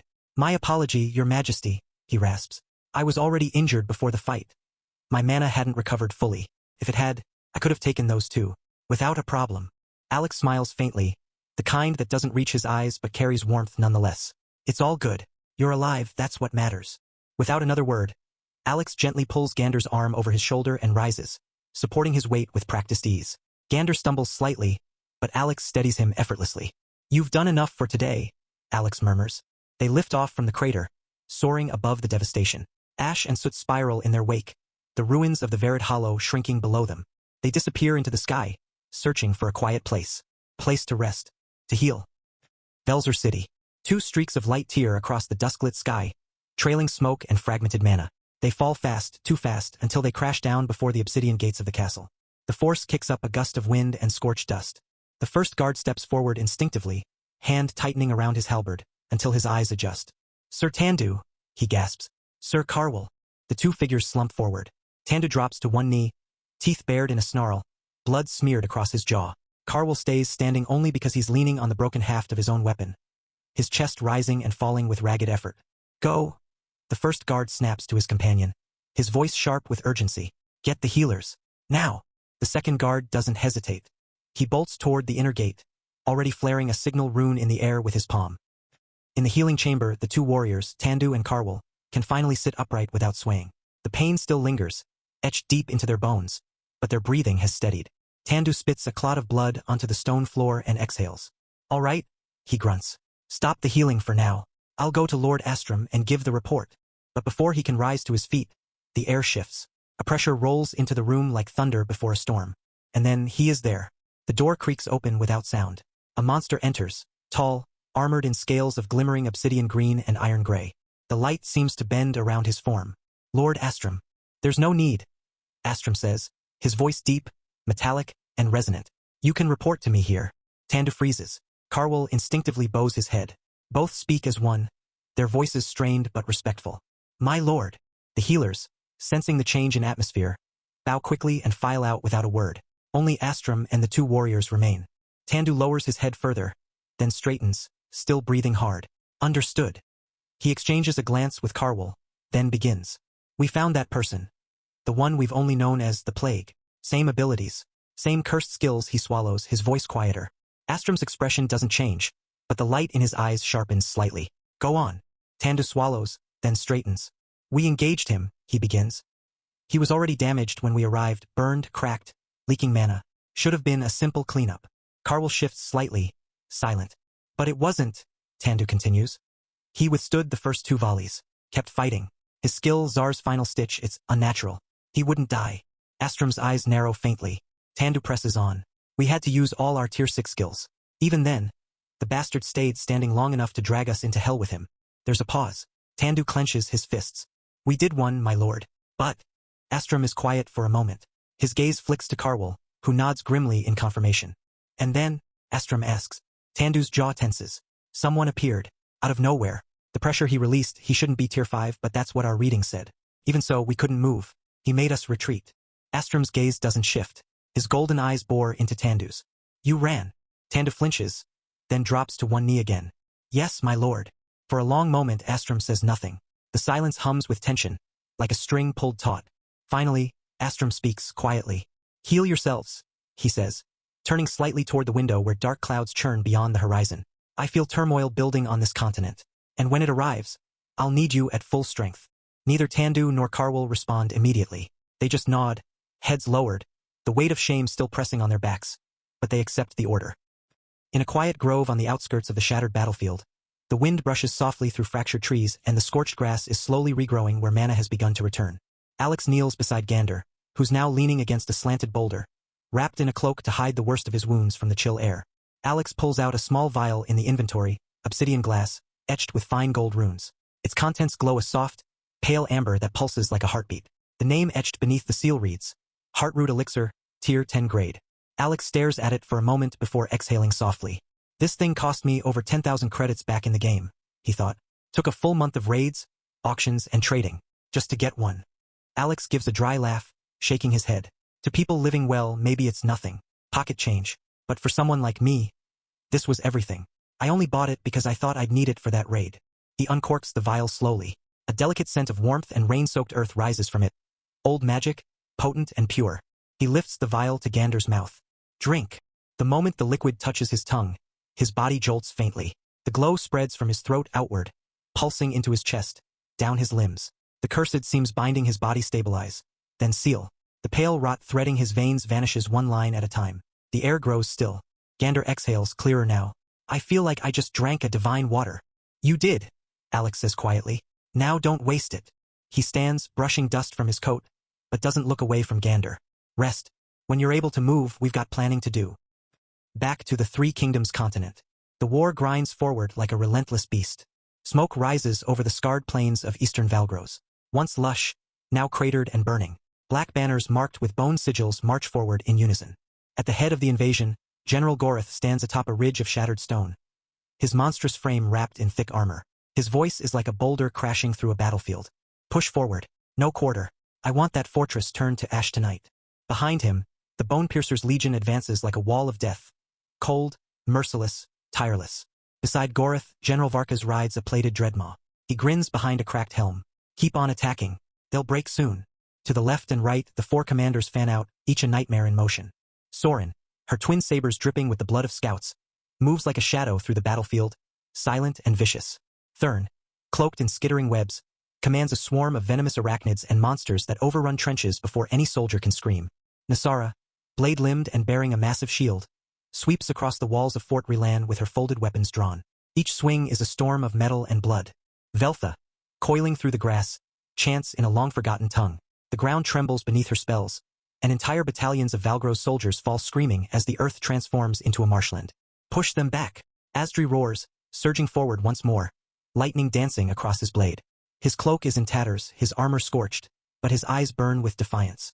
Behind him, the Golden Lion Legion crashes into the enemy lines like a tidal wave of steel and flame. Their golden banners ripple with every clash, every step forward. Pike, his chest still bleeding, slams his war axe into a marrow hound, crushing bone and sending splinters flying. "These things just keep coming. Keep your line tight," Ingra shouts, casting a barrier of frost as another white lunges. Her magic flickers, weaker now, but her will remains iron. "We fall back now, and they'll overrun the city." Valia floats above, pale light trailing from her fingers as she heals a downed knight. Her voice rings clear. "Their commander, Gorith. Let's try taking him down this time. The Legion might collapse." The fight rages on for hours. Steel clashes, spells detonate, cries of rage and pain echo across the battlefield. The sun has dipped behind thick clouds of smoke and dust, and both armies bleed from every edge. Even the monsters seem to slow. Even the elites falter. Asdri, breathing heavily, blocks another blow from Gorith's massive fist. Sparks fly, their weapons lock, and for the first time since the battle began, their eyes meet. Close, tired, blazing. "You've always been persistent," Gorith growls, voice like grinding stone.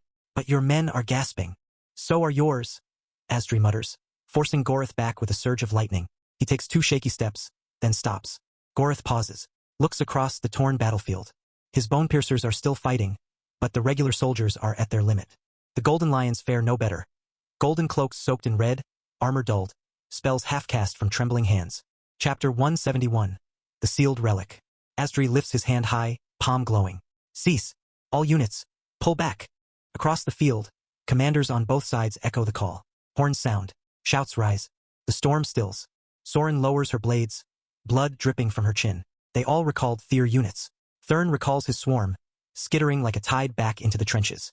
Nisara withdraws from the walls with her units, her shield dragging behind her, cracked but unbroken. Veltha slithers away, her eyes still glowing, mouth tight. Ingra slumps down, breathing hard. Finally, Pike plants his axe and leans on it. Thought I was gonna die at least 3 times. Valia floats to Asdri's side, silent. Her magic is almost gone. Asdri watches Gorith turn. The general doesn't say anything more, just raises a hand, and the bone piercers begin to march. Away. Asdri waits until their shadows vanish into the smoke before speaking again. We've been defending this place for 5 days now, he mutters, still staring into the haze. They hit, we hold. Then both sides bleed and retreat. Valia nods grimly. Neither of us can break the other. Not yet, Asdri says quietly. But the longer this goes, the more men we lose. We're buying time, not victory. As the wounded are carried away and the fire smothered, the command tent is set up quickly on the edge of the ravaged field. The map of Valgros lies at the center, marked with fresh blood and ash-stained lines. Ingra sets down her staff and glares at the war map. Does your father have a plan? She asks, her voice low but edged with fatigue. If this keeps up, we'll be forced to fall back again. At this rate, we'll be fighting in the shadow of the capital walls. Asdri doesn't look up right away. He traces a finger along the red markers encroaching from the east. Then he nods. He does, he says. He's already on his way to the kingdoms across the sea, on the neighboring continent. Valia, who's sitting near the edge of the tent, gently cleaning a bloody dagger, lifts her eyes. There's worry in them. Is that really okay? She asks quietly. You told us before. Those kingdoms, they look down on Valgros. Aren't they just going to mock your father? Refuse to help. Ingra scoffs. They'll see us as weak, beggars in royal clothes. Asdri finally looks up. He meets both their gazes steadily. Don't worry, he says. We're not going to them with open hands. We're bringing something they can't ignore. Something they want. Ingra crosses her arms, one brow raised. And what would that be? Asdri's lips twitch into a faint, grim smile. A weapon. One we've never used. Valia frowns. Wait, you mean? He nods. The relic I always told you all. Buried beneath Highspire. The one sealed generations ago. Ingra's expression hardens. You're serious. You said that thing hasn't been touched in over 1,000 years. There's a reason it was sealed. I know, Asdri says. But this is no longer about pride or tradition. We can't win this alone.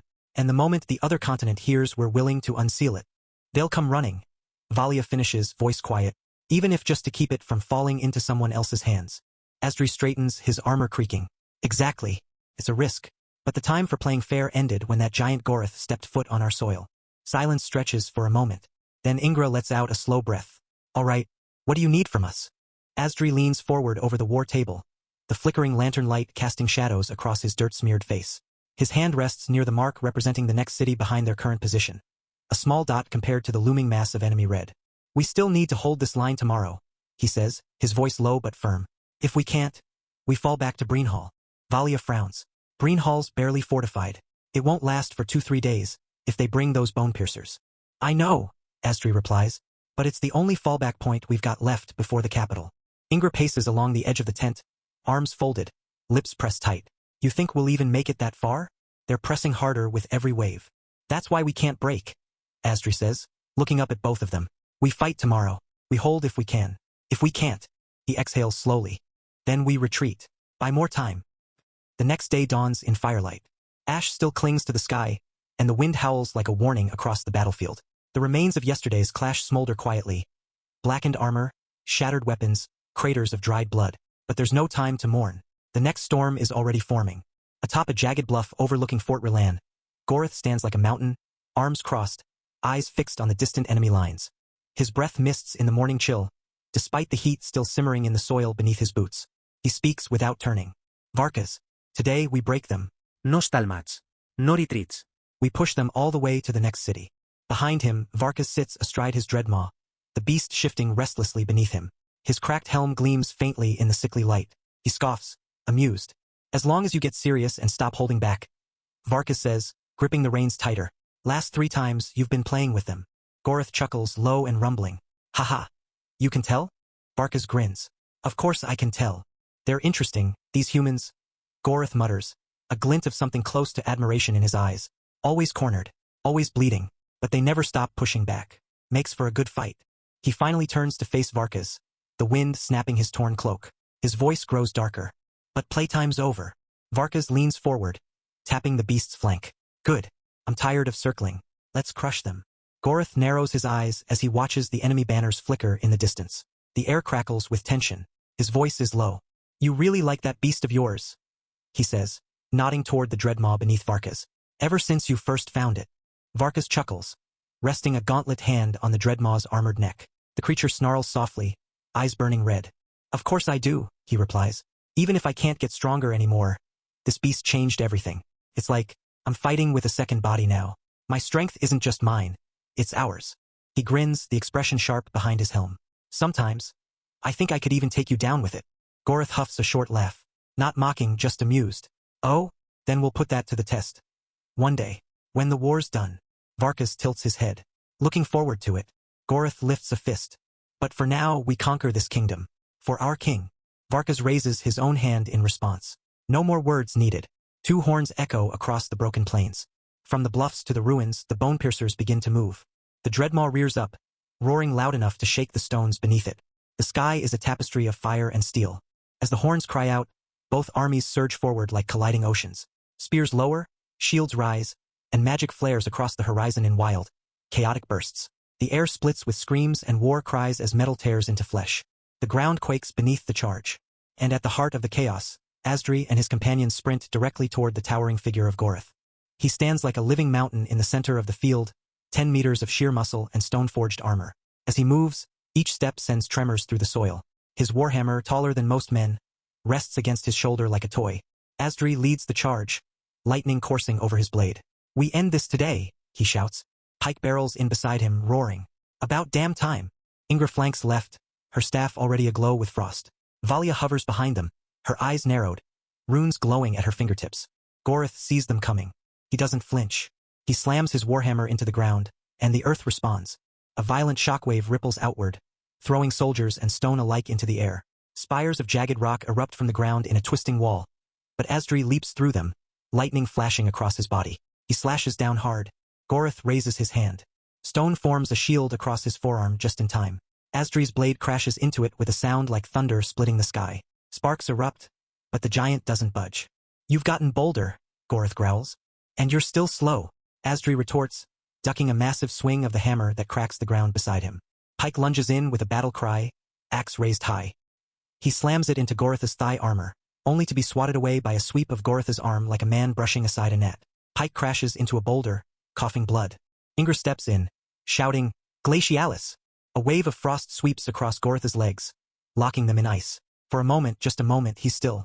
Valia raises both hands, golden chains of light spiraling into the air. Divinesel. The chains lash forward, wrapping around Gorith's arms and chest, glowing fiercely. H&H, Gorith grunts. He strains, and the chains begin to crack. Asdri doesn't wait. He charges in again, lightning trailing from his blade like a comet. He slashes upward, then down, strike after strike, each one landing with enough force to echo across the battlefield. Gorith growls, staggered slightly. Give me more, he snarls between strikes. Is this all you've got? You won't take me down with this. The chains shatter. Gorith slams his fists into the earth again, and a stone golem bursts from the ground beside him. It's massive, crude, but fast, and it lunges straight at Ingra. Ingra, move! Valia shouts. Chapter 172. Varkas and his beast. Ingra turns just in time to raise her barrier, but the golem smashes into it, shattering it on impact. She stumbles back, gasping. Asdri grits his teeth. Valia! Focus fire on the golem. Already on it. She hurls a volley of searing holy lances, piercing into the golem's chest, slowing it. Gorith moves again. He lifts one foot and slams it down. The earth beneath Asdri drops as if the ground itself is rejecting him. A sinkhole forms, pulling Asdri in. Asdri reacts instantly. Lightning bursts from his boots as he launches upward, flipping over Gorith's shoulder and striking from behind. The blade sinks in, a shallow wound across the back of the giant's neck. Gorith roars, spinning with impossible speed. His elbow catches Asdri midair and sends him flying, crashing into a broken siege tower. You've improved, Gorith says, voice like a landslide, but not enough. As Asdri crashes into the wreckage, half buried in splinters and blood, the sky flashes red. The temperature drops, then rises sharply. Mana begins to warp and ripple, thickening the air like a storm about to break. Gorith straightens slowly. The battlefield churns around him. Screams, steel, thunder. But his presence eclipses it all. And then, his aura detonates. The earth buckles outward in a perfect ring. Wind is driven back. Light warps. Dust is sucked in toward his feet like the breath of some colossal beast. Enough warm up, he rumbles, raising one massive hand to the sky. Tier 5. Seismic Dominion. The ground beneath the entire battlefield shifts. Great rifts open in the soil, trenches exploding outward in all directions. Bones, weapons, even buried siege are cast into the air. Entire platoons fall screaming into the sudden canyons that yawn across the warfront. From one of the cliffs, Varkas watches grimly. There it is, he murmurs. Asdri staggers from the rubble, eyes wide as the land itself rebels beneath his feet. Damn it, this skill is ridiculous. Valia grits her teeth and throws up a radiant dome just in time to shield her group from a cascade of falling debris. That skill's not just terrain manipulation. It's reshaping the battlefield. Gorith steps forward, slowly, calmly. Each step sends tremors outward. Magic flares around his form in earthen hues, brown, copper, molten gold. Then he vanishes, a blur impossible for his size. He reappears directly in front of Pike, who barely manages to raise his axe in time. Tier 5. Colossus Wrath. The warhammer descends, wreathed in elemental fury. When it strikes Pike's weapon, the sheer force shatters the axe at its haft and launches Pike, like a cannonball across the battlefield, crashing into a line of enemy pikemen. Ingra cries out, eyes flashing. She thrusts her staff forward. Tier 5. Crystal Cage. Ice erupts in a dome around Gorith, jagged and reinforced with layered mana. Spikes rush inward to impale him. Tier 5. Unyielding Core. A dull pulse of power flares from Gorith's chest, and the ice instantly shatters into dust, unable to even pierce his aura. Ice and light, he growls. Fragile things. He lifts one hand and makes a fist. A pulse surges outward. Tier 4. Earthcall. Dozens of jagged stone arms rise from the ground like the limbs of titans, swatting soldiers, deflecting arrows, impaling horses mid-gallop. A barrier of terrain reshapes around Gorith, hostile and shifting, protecting him as he walks. Valia clenches her jaw. We can't break through like this. Asdri plants his feet. His armor hums with latent energy, sparking with arcs of raw lightning. Then we stop holding back. On the other side of the battlefield, smoke coils through the wreckage of fallen siege engines. Flames flicker from shattered watchtowers. Among the chaos, two figures stand alone, motionless, yet immense in presence. One of them is Varkas, his dreadmaw prowling beside him like a shadow of death. Armor cracked, gauntlets stained. He exhales steam through his helm, eyes gleaming beneath it. Opposite him, boots crunch through the gravel. Marshal Tesvin walks forward, his cloak billowing in the wind, torn but proud. His left arm hangs slightly heavier than the right, not from injury, but from the Tier 6 sword it bears. The blade is long, straight, and gleams with ancient, silver runes etched deep into its core. Its edge pulses faintly, as if sensing the monster before it. Varkas grins slowly as Tesvin approaches. Oh, he growls, voice guttural, unnatural, echoing in his throat. You're finally here. Tesvin stops, meeting his gaze. His jaw is tight. His armor is scorched in places. Blood stains his side, but his grip on the sword is unwavering. This time, Tesvin says, voice low, resolute, I will give it my all. It's either you die or I do. Varkas throws his head back and laughs. A deep, bestial sound that rumbles through the air. He cracks his neck, a sickening crunch, and his limbs twist and stretch, bulking grotesquely. Fur begins to crawl from beneath his armor, shredding through the seams. His jaw elongates, teeth warping into blackened fangs. I see. As a courtesy, you'll see my real strength today, Marshal. Tesvin braces. Then take off the mask. With a roar, Varkas lunges. The ground trembles beneath his charge. The dreadmaw follows, its monstrous claws gouging trenches in the earth, eyes glowing red like coals in the night. Marshal Tesvin doesn't flinch. He steps forward, calm, precise, and draws. The Tier 6 sword hums like a living thing, its blade singing as it cuts the air. The runes along its surface ignite. A gale bursts outward as Tesvin swings. Tier 4. Windlash. A razor-thin crescent of wind tears across the field, striking Varkas mid-leap. Blood sprays as the arc slices across his shoulder, but the Leekin doesn't slow. He twists through it, landing on all fours with a snarl.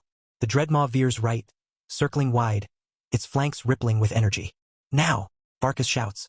The beast reacts instantly. The dreadmaw releases a guttural, echoing cry. Dark sound waves ripple out like a tide. The moment they reach Tesvin, the air thickens around his joints, slowing his limbs, warping his balance. But the Marshal reacts fast. Tier 4. Wind Reversal. A cyclonic burst erupts around him, shattering the sound waves, clearing the fog from his muscles. Dust and blood spiral outward as he dashes forward with inhuman speed. Their weapons clash, steel against claw. Varkas slashes low with monstrous speed, his claw a blur. Tesvin twists, deflecting with the flat of his sword, then counters with a high arc. The blade burns with wind, and the air screams as it descends. Carves across Varkas's chest, blood spraying the cut deep. Varkas growls, but his grin never fades. You've gotten faster, he snarls. But you're still human. He moves, and the Dreadmaw is already there. It vanishes in a burst of shadowed mana. Tier 4, Beast Step, and reappears behind Tezvin, jaws wide. Its fangs crash toward him like twin guillotines, but Tezvin turns mid-spin, blade flashing upward in a rising arc. Tier 5, Tempest Wall. The sword howls as a cyclone bursts from the edge, a vertical wall of spiraling wind. The Dreadmaw's fangs slam into it, and recoil, bloodied and dazed, its head flung back with a wounded shriek. Tezvin uses the momentum, launching himself skyward in the spiral of wind, then diving toward Varkas, sword reversed. He strikes downward, but Varkas catches the blade. His claws dig into the edge, blood pouring down his arms, but he holds it. His muscles swell. He used his Tier 5 bloodline skill. Fur covers him now. His armor hangs in tatters. He looms, massive and feral. You're not the only one with technique, he growls. Tier 4, Predator's Wrath. Varkas spins, dragging the blade with him, slamming Tezvin into the ground with a thunderous crash. The marshal's breath leaves him in a gasp as the ground craters around his body. Before Tezvin can rise, the Dreadmaw charges again. Its claws glow with dark energy, driving straight toward his chest. Tier 4 Vortex Guard. Tezvin's sword flashes, stabbing into the dirt. A spiraling shield of wind explodes outward, deflecting the claws at the last second and hurling the beast back with an angry roar. Tezvin rolls, coughing blood, then leaps to his feet. The sword's wind pulses, responding to his fury. You'll need more than monsters and brute force, he growls. I came prepared. He raises the blade high. Tier 5, Sovereign Gale. The sky splits. A lance of pure wind energy crashes down from above, spearing toward both Varkas and the Dreadmaw like divine judgment. Varkas snarls, his form blurs. Tier 4, Pack Instinct. He moves with the Dreadmaw as one, both beasts dashing apart at the same instant, avoiding the full brunt. But the shockwave still hits. Trees are uprooted. Rocks are obliterated. The battlefield howls under the sheer pressure. The smoke clears. Varkas stands crouched, panting, blood streaming from his side. The Dreadmaw beside him, one leg dragging, its flank scorched by the aftermath of Sovereign Gale. Both bear wounds, but both still stand. Across from them, Marshal Tezvin is on one knee, sword plunged into the earth to keep him upright. His breathing is labored. Blood seeps from a gash across his temple. His armor is cracked in 3 places, and his cape lies in tatters behind him. Still breathing, Varkas mutters. A flicker of movement. The Dreadmaw circles wide again, limping but still deadly. Varkas exhales, the last of his transformation locking into place. You pushed us, Varkas says, but you're slowing. Your wind's dying down. Tezvin grips his blade tighter. Then I'll cut you with my last breath. He charges, feet kicking up gravel. But Varkas doesn't meet him head-on this time. He sidesteps, quick, almost graceful, and the Dreadmaw strikes from behind. A vortex of shadow and force bursts from its throat, swallowing Tezvin mid-stride and flinging him sideways into a boulder. The rock cracks under the impact, and Tezvin crumples with a grunt. Chapter 173, Tezvin Death. The battle rages on for another hour. Steel clashes. Magic detonates. Blood soaks the ground as corpses pile and banners fall. The field is chaos incarnate. Commanders shouting, beasts roaring, spells screaming through the air. Yet even with the power of the link skill binding Asdri and his companions can only fight to a standstill. Every blow is matched. Every advance is repelled. Gorath wreathed in his earthen domain. Valia and Ingra stand at Asdri's flanks, bodies bruised, armor cracked, but eyes unyielding. Behind them, the Golden Lion Legion fights tooth and nail, holding the lines against the monstrous bone piercers. Asdri growls, lightning dancing along his gauntlet. He's not weakening. Neither are we. Valia pants, sword resting on her shoulder for just a breath. But this stalemate won't last forever. A distant crash, then a scream. One of the soldiers from the central line turns, eyes wide in panic. The Marshal. Marshal Tezvin is, his voice breaks. The battlefield stutters for a heartbeat. Another soldier shouts, louder this time. Marshal Tezvin is dead. The words crash into Asdri like a hammer. He turns, instinctively disbelieving, toward the distant ridge where Tezvin fought. Smoke coils above it. A ring of shattered terrain surrounds the cratered rock. Silence steals over him, even amidst the roar of war. Valia's mouth opens slightly. Ingra's fingers tighten around her staff. Asdri's gaze drops. He doesn't say anything for a long moment. Then softly, hoarsely, he really? No one answers. He closes his eyes. His throat tightens. We are. He begins, then falters. We are not that close. But still. His voice thins. He helped me, trained me when others wouldn't. When I kept failing the forms, he never mocked me. Just said to try again. A bitter breath escapes him. I never even thanked him properly. Lightning flickers along his shoulders, angrier this time, sharper. However, like a falling line of dominoes, it begins. One unit breaks, then another. Panic spreads through the soldiers' ranks like wildfire. Arrows rain down. Monstrous howls echo in the smoke, and soldiers are dragged screaming into the shifting earth summoned by Gorith. The front line buckles. Bodies collapse in bloodied heaps. A commander is ripped from horseback by Nasara's brute, his armor shredded in seconds. Asdri watches it unfold, his vision narrowing. No. He breathes. A healer cries out for protection before she's speared. A squad of spearmen is swallowed whole by rising stone. Ingra stumbles, barely shielding Valia from a lunging beast. One wrong decision more, and the entire left flank will collapse. Prince! A commander shouts, panic straining his voice. We have to fall back now. Asdri's hands tremble, not from fear, from fury. He looks around, the battlefield is lost. This isn't just a retreat, it's a collapse. And if they don't pull out now, no one will make it to the next city. Everyone retreat. Asdri's voice roars through the battlefield, empowered with command. Fall back to Breenhall. Regroup. Get the wounded and move. The order crashes over the battlefield like thunder. Retreat. The cry is picked up by captains, sergeants, squad leaders. Horns sound, ragged, frantic. The Golden Lion Legion turns in unison, pulling back in fractured waves. Shields raise, mages cover, archers fire blindly to slow the advance. Chaos reigns, but it is a directed chaos now, guided by desperation and the prince's command. Monsters charge after them, bone-plated hulks and twisted beasts tearing through the dirt, sensing weakness, sensing prey. Asdri doesn't move. He stands at the center of the crumbling field, lightning crackling across his armor, eyes fixed on the encroaching tide of enemies. Valia skids to a stop beside him. Asdri, we have to go. I know. He mutters, voice low, calm, too calm. He raises one gauntlet toward the sky. But they won't reach the others. Not while I stand.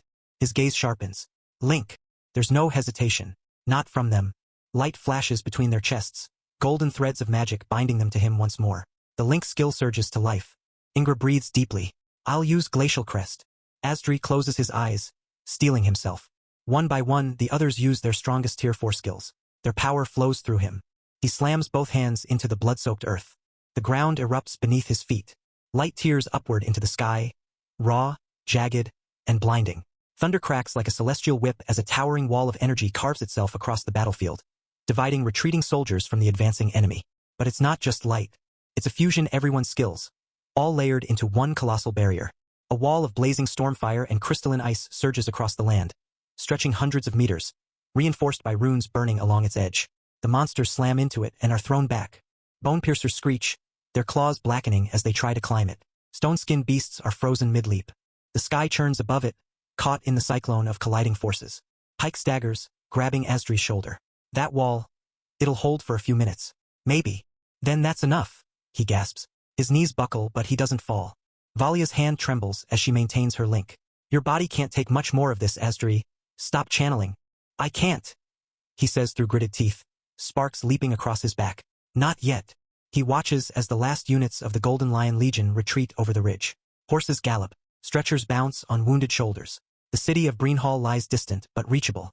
Only when the final banner disappears behind the hills does he let go. The wall begins to crack. Valia catches him as he falls to one knee. It's done. They're safe. Asdri breathes, slow and ragged. Then let's go. Across the battlefield, Gorith watches them vanish through the smoke. 5 silhouettes slipping behind the dying glow of the wall. The massive earth-wielding monster doesn't move for a long moment. The heat from the barrier still radiates in the air, blistering even his reinforced hide. The ground is carved and scorched in a vast arc, the air crackling with residue. The wall groans, splits, then finally collapses into dust and shards of spent magic. Gorith narrows his eyes, jagged stone still curling protectively around his shoulders. So that's what it looks like, he rumbles, voice deep and dry as grinding gravel. A Link-empowered Tier 4 skills. Behind him, the monsters begin to cheer, raising guttural roars into the sky, pounding their claws against armor, biting at the air, howling with savage joy. Another victory. Another win. But Gorith doesn't celebrate. By the time Gander can stand on his own, the grove is bathed in twilight. Birds have begun to return. Mana hums softly through the grass and trees, as if nature itself knows a storm has passed, but not for long. Alex watches Gander roll his shoulder, testing his strength. The monster's once-warped flesh is whole again, his aura stabilized, his movements crisp and controlled. Still monstrous, yes, but no longer cracked and near collapse. Better? Alex asks. Gander grins. Yes, your majesty. I could take on those two right now. Alex chuckles quietly. No need. That fight's over. He steps forward and pulls a shimmering black card from his inventory. Its surface etched with golden runes, pulsing faintly with transformation magic. Without ceremony, he flicks it toward Gander. It dissolves in midair, releasing a stream of spectral threads that wrap around his body. Gander's body shifts as the magic threads pull tight. His stitched flesh warps slightly, seams realigning, limbs adjusting, frame bending subtly into a new form. Patchwork look of his old body. In its place stands a sleeker creature, taller, draped in shadow flesh bound by thin arcane cables. His frame is elongated, his joints sharper, his limbs more fluid, like a shadow stitched into a body and given form. Still me, Gander rasps, his voice even more distorted now, a whisper layered with echo. But, improved. Alex nods. You look less like walking surgery and more like an executioner now. He pulls out a second item, a simple, dull gray ring. Ordinary looking, but its center pulses with a strange internal rhythm. A gift from a hidden merchant quest, Alex thought. He hands it over. Put it on. Gander does. The moment the ring slips over his clawed finger, a soft veil of mana ripples outward, subtle, precise, and suffocatingly effective. Gander's terrifying Tier 6 aura fades like a candle under glass, vanishing entirely. Even someone like Astrum wouldn't be able to tell, Alex says, crossing his arms. The Ashen Woods greet them not with hostility, but with silence. When Alex and Gander cross into the twisted forest, there's a pause, a shift in the air, as though the forest itself recognizes them. Dozens of eyes peek from the dark. Monster beasts with moss-covered spines, creatures made of bone and ash, hybrids of claw and flame. None attack, they simply watch. Then, one by one, they begin to lower their heads. A hulking beast with molten cracks along its jaw lumbers forward. It snorts once, heavy steam curling from its nostrils, then gives a slow nod. The new commander that defeated Lathar. It rumbles, voice like stone dragged across stone. We sensed your mark the moment you stepped in. Alex stops in the clearing and regards them coolly. You all already knows. I'm the new commander of this base, he says. None challenge the claim. Instead, another monster, one with 3 jagged wings and no eyes, chitters softly. Then we follow. By the time Alex and Gander reach the outpost, the sky has turned a dusty red, the kind of twilight that stains wood and stone with soft gloom. The base sprawls like a small town, crude but functional, lined with barracks, supply depots, smithies, and a central command hall made of reinforced stone and dark timber. Chapter 174. Asking for help. Alex and Gander walks through the open gate. Alex's steps light but certain. Soldiers nod as he passes, unsure whether to salute or avert their gaze. He doesn't stop for any of them. He heads straight for the command building at the center of the base. Inside, it's quiet, lit by a few crystal lamps and filled with the soft rustling of parchment and the faint scrape of quills. Past the hall, through the war room, and into the private quarters behind it, he finds Lathar. The former commander sits behind a broad desk, half buried in maps and reports. His expression is a blend of annoyance and fatigue, eyes flicking from paper to paper until he senses the figure at the door. He looks up. Well, Lathar says flatly. You finally decided to come back, Alex said smirking. I'm sure you're loving what you are doing right now. Lathar exhales slowly, fingers rubbing his forehead.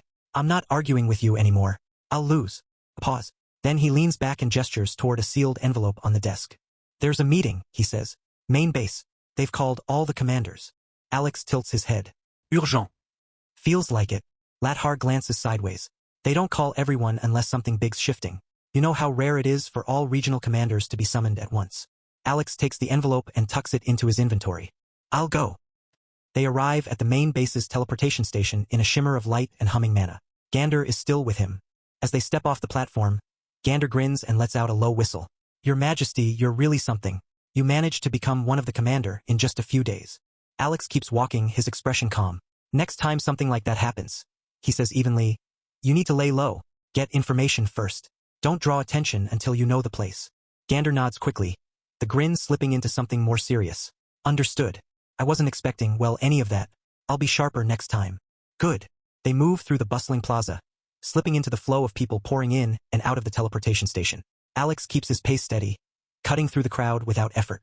Gander walks beside him, slightly wide-eyed as they step beyond the station's boundaries and into the heart of the city. They walk side by side through the wide streets of the city, the rhythmic pulse of ambient mana humming through the air like a living heartbeat. Gander keeps his eyes moving, absorbing everything around him. But as they approach the central tower, that all wanes.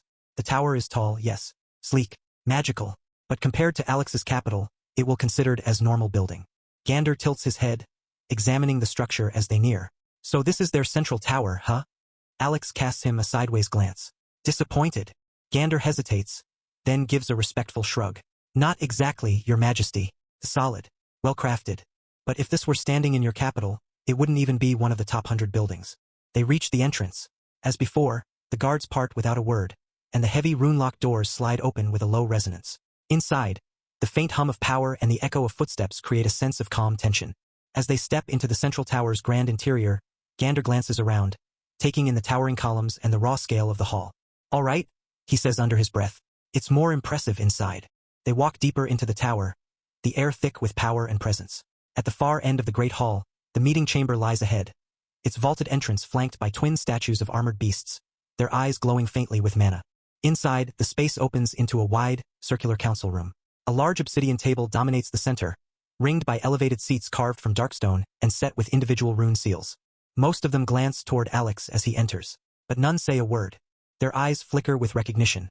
Not of him specifically, but of the new face. They size him up in silence, their pride too thick to offer greeting, their station too high to speak first. To them, Alex is just another upstart, another tool perhaps, until proven otherwise. But one breaks the stillness. A large monster with silver fur along his arms, a spiked jawline, and a lazy grin pushes off the wall he's leaning against. His armor is scorched and scratched, clearly worn from recent battle. He walks toward Alex with a cocky tilt to his stride and no regard for decorum. So you're the guy who put that Lathar bastard on his back, huh? The man says, voice loud enough for the others to hear. You thrashed him into the dirt, didn't you? Alex doesn't even slow. He meets the man's gaze, calm and unbothered. Who are you? The commander smirks. Name's Brocker, commander of the Ashfang line. We keep the southern spires from falling apart. More monsters than brains down there, so I'm used to cracking skulls. He folds his arms across his chest. Lathar's a smug pain in the ass. Always walks around like he's 2 ranks above me. You taking him down? I respect that. Alex studies him. I didn't take him down. We fought. He lost. Brocker raises an eyebrow. Same difference.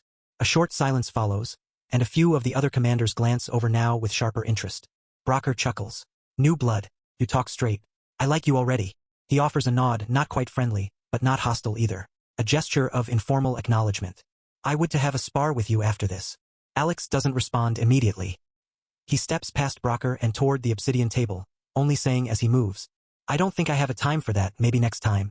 A few commanders murmur at that, some amused, others indifferent. Brocker just laughs under his breath, low and pleased. He's got teeth. Gander, standing a respectful pace behind Alex, keeps his head down. Time passes. The room gradually fills. More commanders arrive, taking their seats, murmuring in low tones, trading nods and glances. Every one of them holds weight, figures who command legions who shape entire campaigns. The air is taut with expectation. Then the temperature changes. A ripple of pressure rolls through the chamber, like gravity deepening for a heartbeat. Everyone feels it. Even the air feels heavier, as if holding its breath. The far wall of the chamber glows with molten veins as something massive approaches. And then he arrives. A colossal figure steps into the room, the sound of his arrival more felt than heard. The commanders stand almost in unison, straightening with the kind of discipline that comes not from protocol, but awe, respect, fear. Vareth. He doesn't walk so much as descend, each step leaving faint scorch marks where his talons meet the stone. At least 7 meters tall, his monstrous form casts a long shadow across the floor. His volcanic black scales shimmer with dull crimson heat, and the magma glow in the cracks of his body pulses in time with his breath. He sits upon a throne that grows from the very floor, living crystal and fossilized bone coiling upward to meet his massive frame. His burning mane flows behind him like a banner in a silent wind, and when his eyes move, they fix instantly on Alex. Molten gold, sharp, assessing, quietly dangerous. Every commander bows or nods in deference. Even Brocker lowers his head slightly. Alex doesn't move. He simply sits, calm and unreadable, one hand resting on the obsidian table. Gander remains standing at his side, tense, gaze flicking between Vareth and the rest of the room. This one feels like that monster, Gander thinks. Vareth's voice rolls out, deep and slow, layered like stone grinding against stone. Yet there's a strange clarity in it, measured, not monstrous. You must be wondering why I called you all here. The room is silent. No one interrupts. Even the usual loudmouths stay still. Vareth's gaze sweeps over them once before continuing. We are not planning to go to an all-out war. A few eyebrows rise. Whispers start but die quickly. No, not yet, he adds. Vareth lets the silence hang, his words sinking in like weight dropped into still water. This time, he continues, someone from another continent has made an offer, one that neither I nor Astrum can ignore. A stir goes through the chamber, not loud, but noticeable. Shifts in posture, shared glances, quiet exhalations. Even Brocker's grin fades a bit. Brocker leans forward, his forearms resting on the table, voice steady. What continent, my lord? As far as I remember, the only one close enough, and desperate enough to ask for help, is the one with those 3 kingdoms. Alex's eyes narrow slightly, but he says nothing. He leans back in his chair, expression unreadable. 3 kingdoms? He thinks. There's no way they're talking about. Vareth nods once, slow and deliberate. Yes, the very same. The continent that holds a sealed relic of a powerful figure long forgotten by most, but not by us. A flicker of tension zips through the room. One of the older commanders, a mage draped in heavy robes adorned with arcane sigils, speaks next. His voice is quiet, but it carries. I've heard whispers about that. After the relic was discovered, or rather, after news of it got out, neighboring continents began probing their borders. Skirmishes, demands, threats. He exhales slowly. In the end, the kingdom that held the relic made a choice. They destroyed every portal that connected them to the outer world, severed all contact, cut off even trade. Chapter 175. Going Back to the 3 Kingdoms Continent, Part 1. Someone clicks their tongue. Another scoffs. Brocker lets out a low grunt. Cowards, he mutters. They were protecting something, the mage commander counters. Or hiding it. Either way, the pressure from the outside didn't stop. It just shifted form. Alex's fingers tap once against the table. If this is what I think it is, then things are going to get complicated. Vareth shifts slightly in his throne. The motion alone sends a small tremor through the floor. Another commander leans forward, his voice tinged with disbelief. What kind of enemies are they facing, that they crawl back and ask us, and Astrum, for help? Vareth's burning gaze shifts toward him.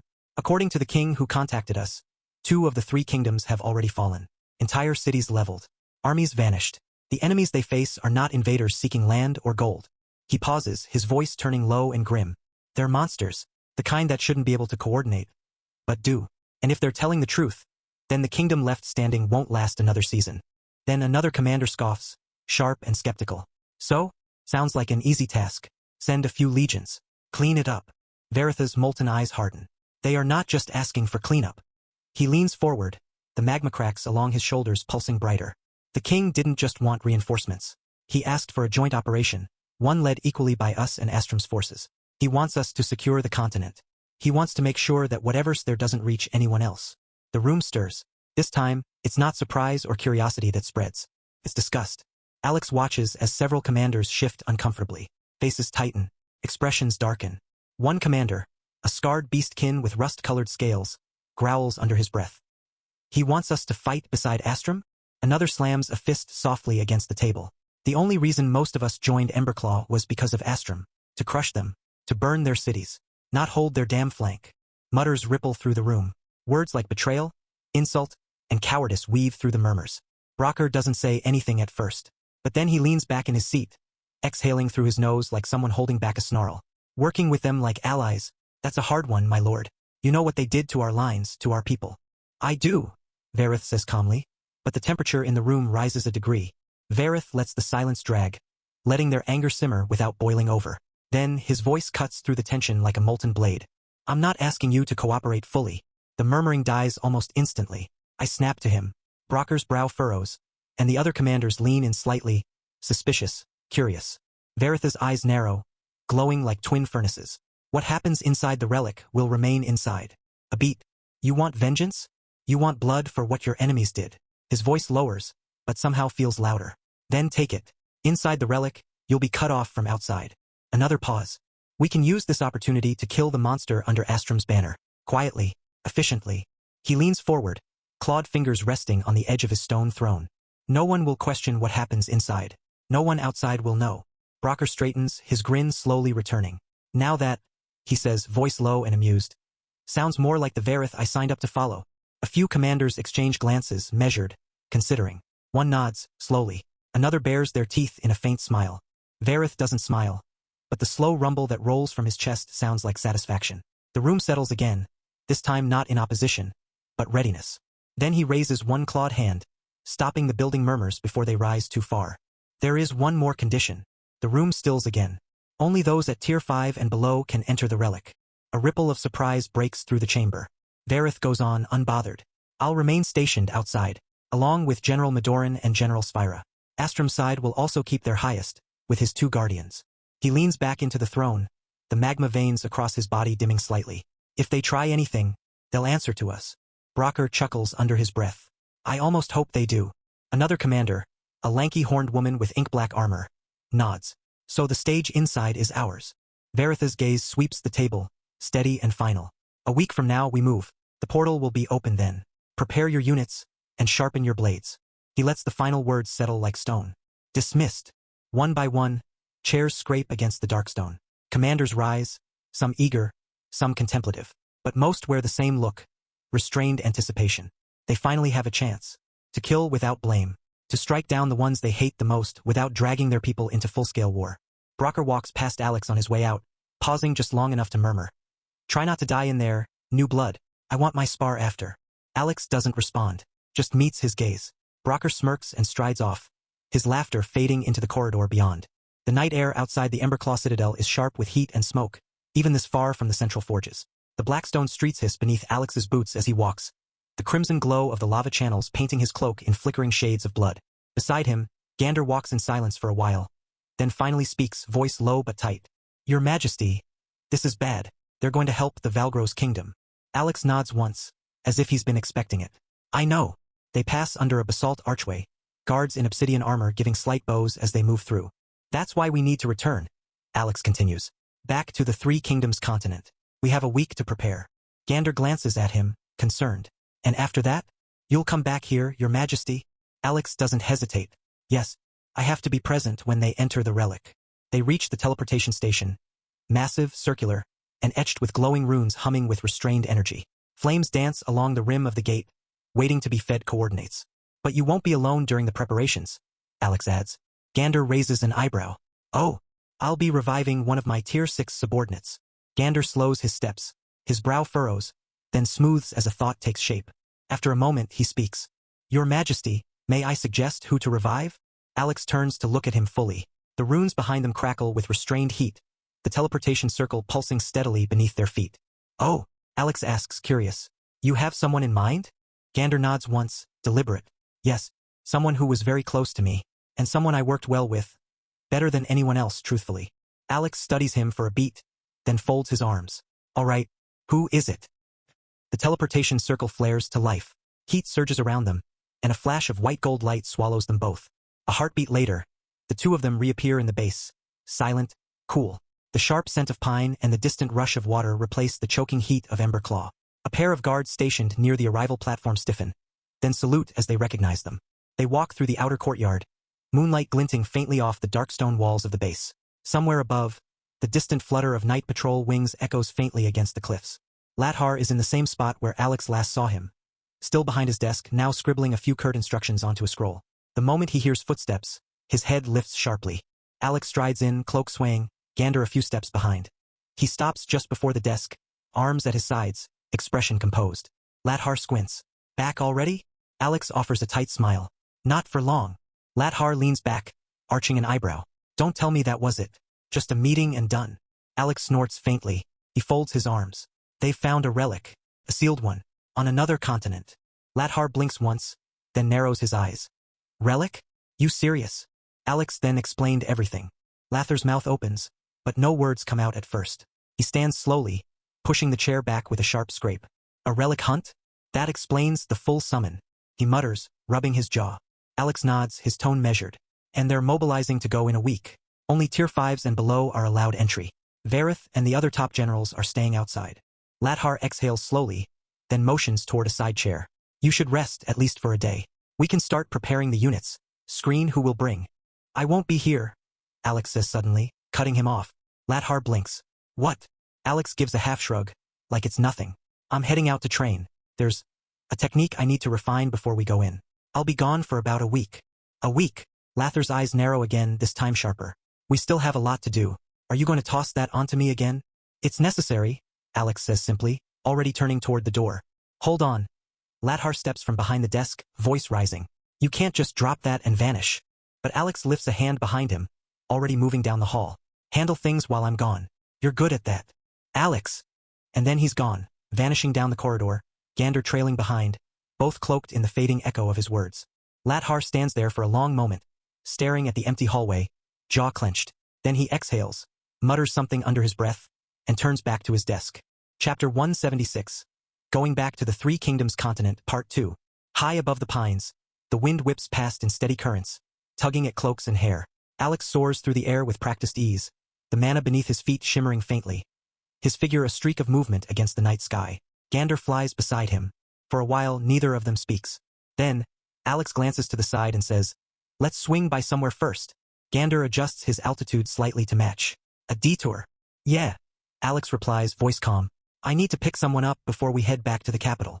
Gander doesn't hesitate. "Understood." They tilt slightly, banking toward a distant forested region now glowing faintly under the moonlight. The stretch of trees thickens below, dark and layered, broken only by the occasional glint of torchlight from a hidden village or roaming patrol.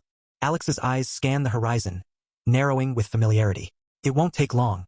She's not far from here. Gander blinks, briefly puzzled. Alex doesn't elaborate, just continues flying. "You'll see." Gander doesn't press further. Minutes pass, the air thinning as they shift altitude, then descending in a sharp, clean dive toward a clearing veiled by trees and mist. A faint trail winds toward a small collection of quiet huts built into the forest's edge, nestled near a low ridge. It's peaceful, too peaceful for most to find on their own. They land softly near the edge, mana dispersing in quiet pulses beneath their boots. The scent of damp wood and wildflowers greets them. Alex starts walking immediately, familiar with the path. Gander looks around but keeps pace. The brush shifts up ahead, then a small, familiar figure appears at the edge of the path. Ruva. She's holding a small woven basket and blinking up at them, eyes wide with surprise. Her ears twitch, then perk fully when she sees who it is. "Big brother." Alex's face softens. "Hey, Ruva." She drops the basket and runs straight into him.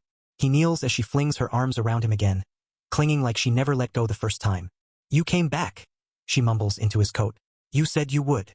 "I keep my promises," Alex murmurs, ruffling her hair gently. Ruva pulls back, wiping her eyes before grinning up at him. "Are you here to take me with you?" Alex nods.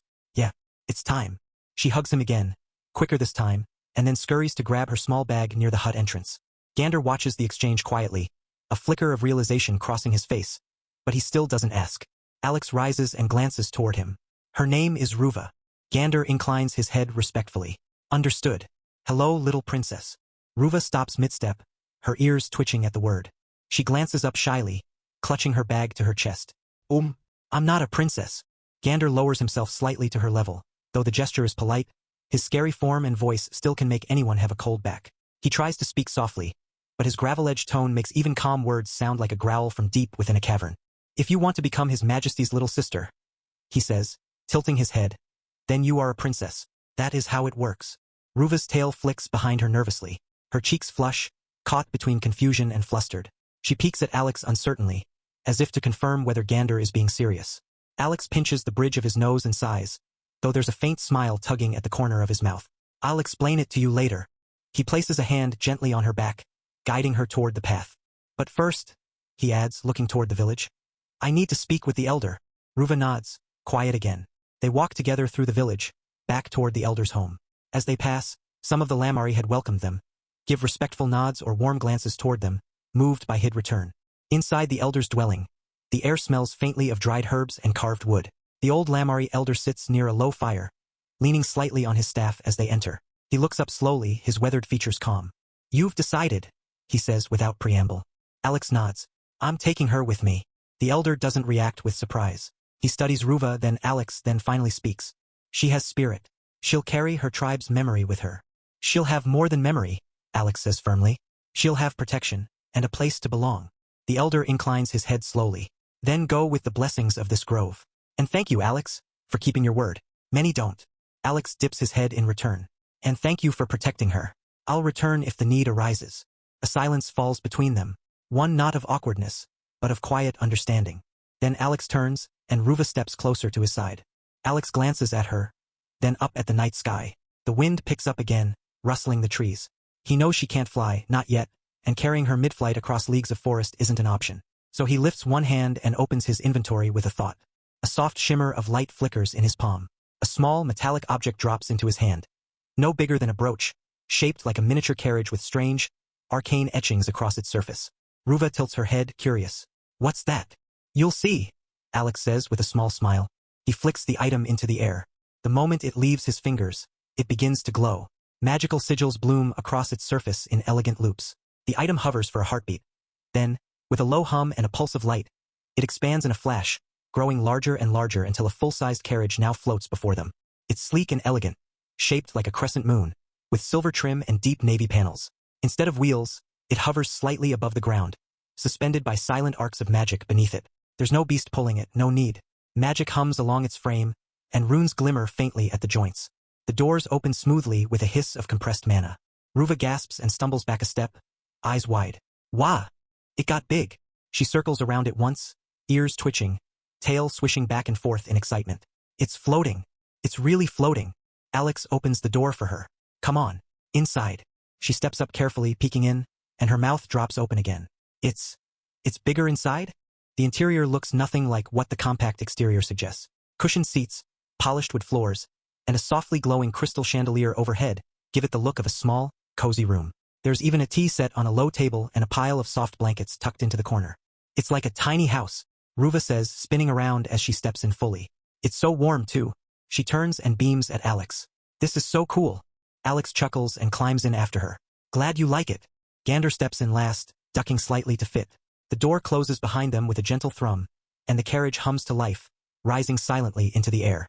Outside, the forest slips away beneath them. Ruva presses her face against the window, marveling at the stars and trees as they drift into the sky. Alex watches her for a while, her small figure silhouetted against the glass, nose pressed close, eyes sparkling.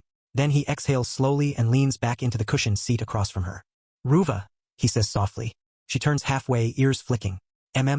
There's something I should tell you, he begins, his voice calm but serious.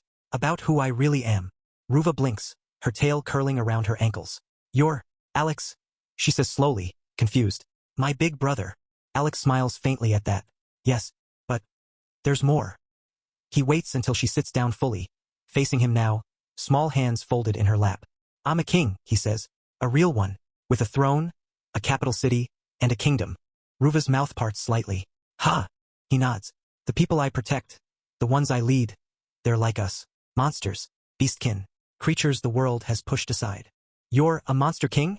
She asks slowly, tilting her head. In a way, Alex says, smiling again. But I don't rule over monsters, I rule over people. People who were cast out, hunted, or feared, just because of what they are. I gave them a place where they could live without hiding. Ruva stares at him, stunned into silence. She shifts, looking from his calm face to Gander, who is seated quietly in the corner, watching without interrupting. You're not joking? She whispers. No. After a moment, she shifts from her seat and crawls into his lap, curling against his chest like a kitten. Okay, she whispers. But you're still big brother, even if you're a king. Alex wraps his arms around her, holding her close. I wouldn't want to be anything else. Gander sits quietly across from them, one arm resting on the windowsill, the other across his lap. His green eyes follow the faint stars streaking past outside, but they aren't truly watching the sky. Ruva's small frame rests peacefully against Alex's chest, her breathing even as the hum of the carriage fills the space. Alex remains quiet, one arm around her, the other resting lightly on the armrest. His expression is softer than Gander has ever seen it, gentle, unguarded. He remembers the cold, ruthless version of his king, the one who razed cities, struck fear into armies, and never once hesitated. That version never showed weakness, never paused to care, never smiled unless it served a purpose. But this is different. His Majesty speaks to her with patience. He holds her like she matters, and above all, he lets himself be seen. Chapter 177. Adopting Ruva. The portal flares once more, a ripple of light bursting outward before collapsing in on itself like a dying breath. And just like that, the carriage is gone. No grand procession, no royal guard. Just Alex, Gander, and Ruva stepping through the veil of magic, emerging into silence. The air is damp. Cold stone surrounds them. They're back in the hidden treasury chamber beneath the Ordea kingdom. The light here is dim, fed only by faintly glowing veins of mana running along the walls, ancient circuits from a time even the oldest tomes forgot. Dust clings to the air like a warning. The space smells of rusted metal, oil, and stone that's never seen sun. Ruva clutches Alex's cloak tightly, glancing around. It's so dark in here. Alex then uses a short-range teleportation item. They emerge at the outskirts of the Ordea kingdom, concealed in the deep forest shadow. Moonlight filters between the tall, ancient trees, and the cool night air brushes past them. Ruva blinks up at the open sky. We're outside. Alex scanning the area. Yeah, and now we head home. He raises his hand, summoning the carriage once more. With a glint of mana, the miniature form appears in his palm and expands into its full crescent-shaped majesty. The door opens with a soft hiss. They climb aboard.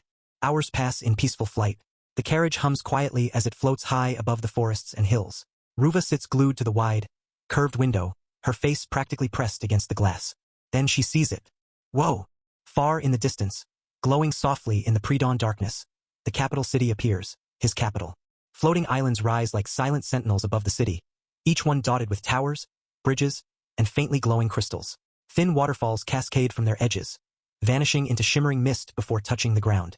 Lights twinkle across the cityscape like scattered stars, and the city itself stretches so far, Ruva can't see where it ends. It's so big, she whispers. I can't even tell where it stops. It's like the whole world's down there. Alex leans beside her. It's called Noctara City. My pride, the capital city of my kingdom. She looks up at him slowly. It looks like the land of the gods. Alex gives a quiet laugh. That's good that you like it. Ruva's eyes stay wide, her hands flat on the glass. There's people like me there? Beastkin? Monsters? He nods. All kinds. You won't have to hide anymore. Her voice is small. It's beautiful. Gander, arms folded near the door, finally speaks. You should see it when the sun rises. The crystal towers glow like fire. I want to see everything, Ruva says immediately, tail flicking behind her. All of it. Every street. Every bridge. Even the weird floating rocks. You will, Alex says. This place is yours now too. She turns, eyes sparkling. Really? Really? The carriage begins its slow descent, passing through drifting layers of cloud as the city comes into clearer view. Bridges curve between towers like silver threads. Gardens bloom even in the air, and far below, citizens begin to stir. Beastkin, goblins, golems, and more, all living without fear. Ruva doesn't say a word. Her world is changing with every heartbeat. And for once, she doesn't feel afraid. She feels home. Big brother, she says quietly, not looking away from the window. Yeah. Thank you. Alex smiles, his hand resting gently on her head. The carriage glides toward the palace's highest landing platform. The sky is beginning to brighten with the first blush of dawn, painting the towers in pale gold and rose. Cool morning wind brushes against the carriage as it slows, coming to a gentle halt. The doors hiss open. Waiting at the landing, standing straight-backed and poised with her hands clasped in front of her, is Drea. Her long silver hair is pulled into a high braid, and her tall bunny-like ears twitch ever so slightly as the door opens. Her deep crimson uniform is crisp, her demeanor unreadably calm. But her eyes brighten when she sees him. Your Majesty, Drea says, bowing with practiced grace. Welcome back. Alex steps down first, his cloak rustling lightly in the morning air. Gander follows, quiet and watchful. Then comes Ruva. Eyes wide, ears perked, tail swaying nervously behind her as she peeks out from behind Alex. Drea's gaze briefly flicks to Ruva, assessing with quiet curiosity. Alex gestures for the girl to step forward. Drea, he says, voice steady. This is Ruva. The bunny maid nods once, polite but formal. A guest, Your Majesty? Alex places a hand gently on Ruva's shoulder. No. From today onward, she's family. I'm adopting her as my little sister. There's a pause. Ruva shifts, fidgeting a little under the sudden weight of attention. Her ears lower slightly. Then, to her surprise, Drea bows again, lower this time. I see, Drea says, her voice softening just enough to be noticed. Then, welcome to the palace, Lady Ruva.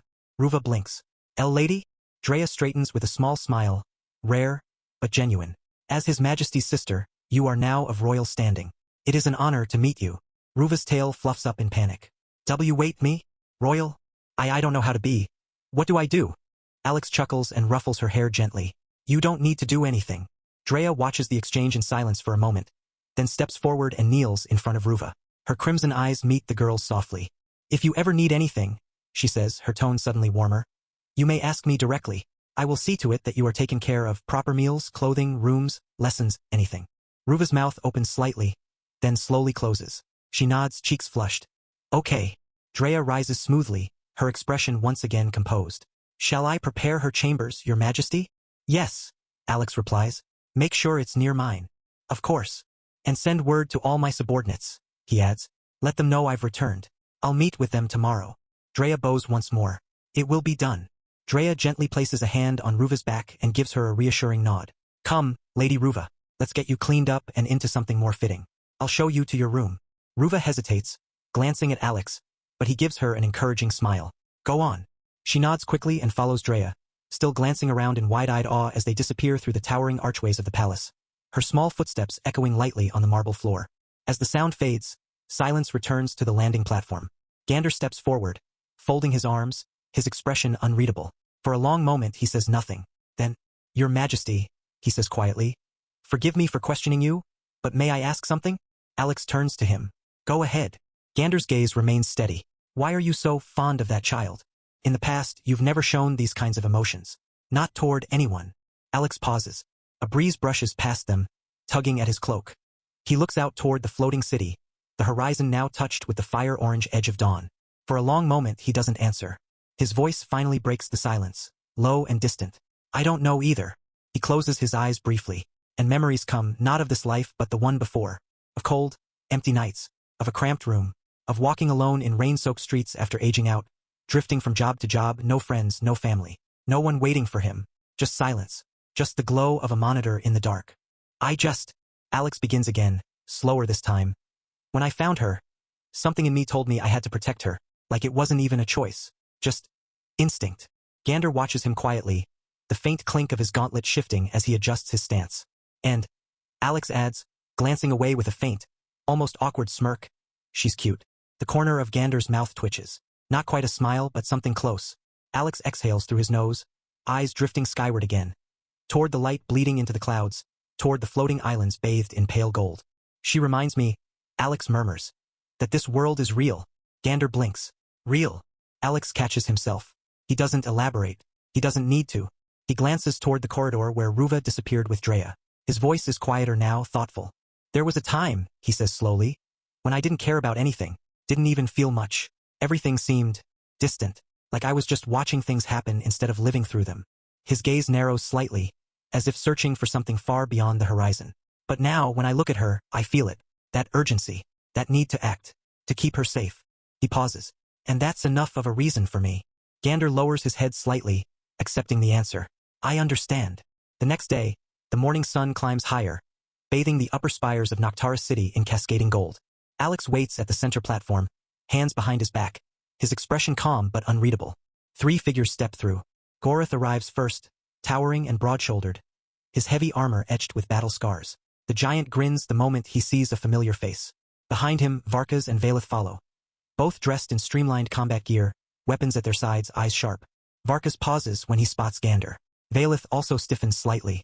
The two exchange a glance, then offer short bows. Sir Gander, Varkas says with a nod of respect. Didn't expect to see you again so soon. Gander offers a polite nod. It's good to see you both again. Then comes Goroth, laughing. A deep, thunderous sound that echoes through the open space. He stomps forward, grinning from ear to ear. Chapter 178. Lysaria, new subordinate. Gander, he bellows. I didn't know His Majesty already revived you. You bastard.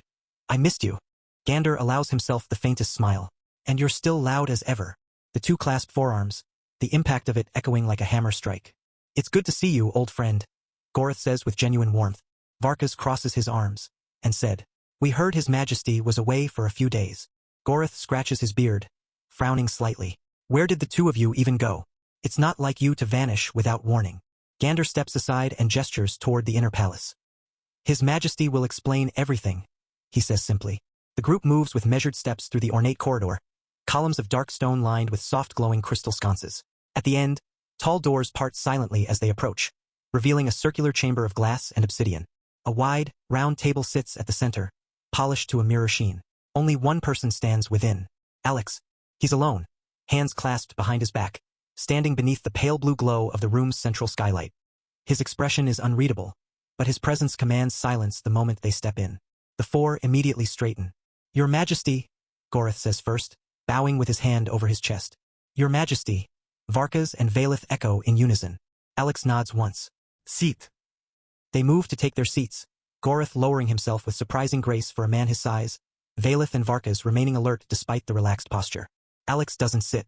I'm going to explain everything, he begins, voice calm and steady. From the beginning. No omissions. The four exchange brief glances, silent. Alex steps closer to the table. During our time away, Gander and I found a portal, specifically, in their royal treasury. A vault beneath the capital of Ordea, Alex confirms. We found it sealed off, hidden behind magic. The room stays silent, no one dares interrupt. He paces slowly along the edge of the table, his tone calm, yet each word feels weighted. The moment we stepped through that portal, we were no longer in Ordea. Varkas frowns slightly but doesn't speak. Valeth leans forward just a little, her eyes narrowed in focus. Alex continues. It led us to another continent entirely. Gorith speaks up, his voice quiet for once. Another continent? Alex nods. This world. It's much larger than we thought. The maps we know only cover one portion, this continent. There are more. Maybe many more. Alex pauses, letting the weight of that truth settle. We did a lot of things while we were there, he continues, voice steady. Gathered information, met people, but our concerns right now are more immediate. He steps closer to the table, eyes locked on Gorith. 2 forces from that continent are coming here, both with tier SIXS. That gets everyone's full attention. Gorith straightens slightly, his expression sharpening. Tier SIXS? He echoes.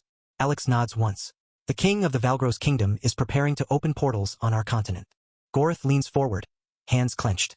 My lord, how many tier SIXS do you think will arrive? Right now, Alex says. Each side has at least 2 confirmed tier SIXS, not including their rulers, who's a lot stronger. Valeth exhales slowly, her brows furrowed. So we're looking at 4 tier SIXS? Possibly, Alex replies. But in the beginning, I believe each faction will send one. Varkas narrows his eyes. Your Majesty, you said they're enemies. They won't work together, right? No, Alex says firmly. They've been at war for generations. From what I saw, they despise each other more than they fear anything else. Whatever they're doing here, it's separate. Their goals don't align. That's good, Gorith mutters. We won't be dealing with an alliance then. After some time discussing strategies and contingencies, Alex straightens and casts a glance around the room. That will be all for now, he says. Gorith, Varkas, Valeth, you're dismissed. The 3 rise at once. As you command, Your Majesty, Gorith says with a hand over his chest, the others following suit. Without another word, the 3 stride from the chamber, leaving only Gander behind. The doors close silently. Alex turns to him. We will now revive one of my tier 6 subordinates, he says calmly. As promised. The one you suggested. Gander bows his head. Thank you, Your Majesty. You honor me. You've never steered me wrong, Alex replies. Come. He turns, and the 2 walk side by side through a quiet corridor lit with dim, flickering runes carved into the obsidian walls. Their steps echo lightly against the polished blackstone floor. As they descend deeper into the palace, the air grows cooler, older. They pass through heavy arcane doors, each marked with ancient glyphs that shimmer faintly at Alex's presence. Finally, they arrive. The Revival Chamber, a vast circular space carved directly into the earth beneath the palace. In its center stands a raised platform etched with radiant sigils, each one pulsing slowly with life. Crystals float in the air around it, humming softly in resonance. The low thrum of magic fills the chamber, growing louder as Alex steps forward.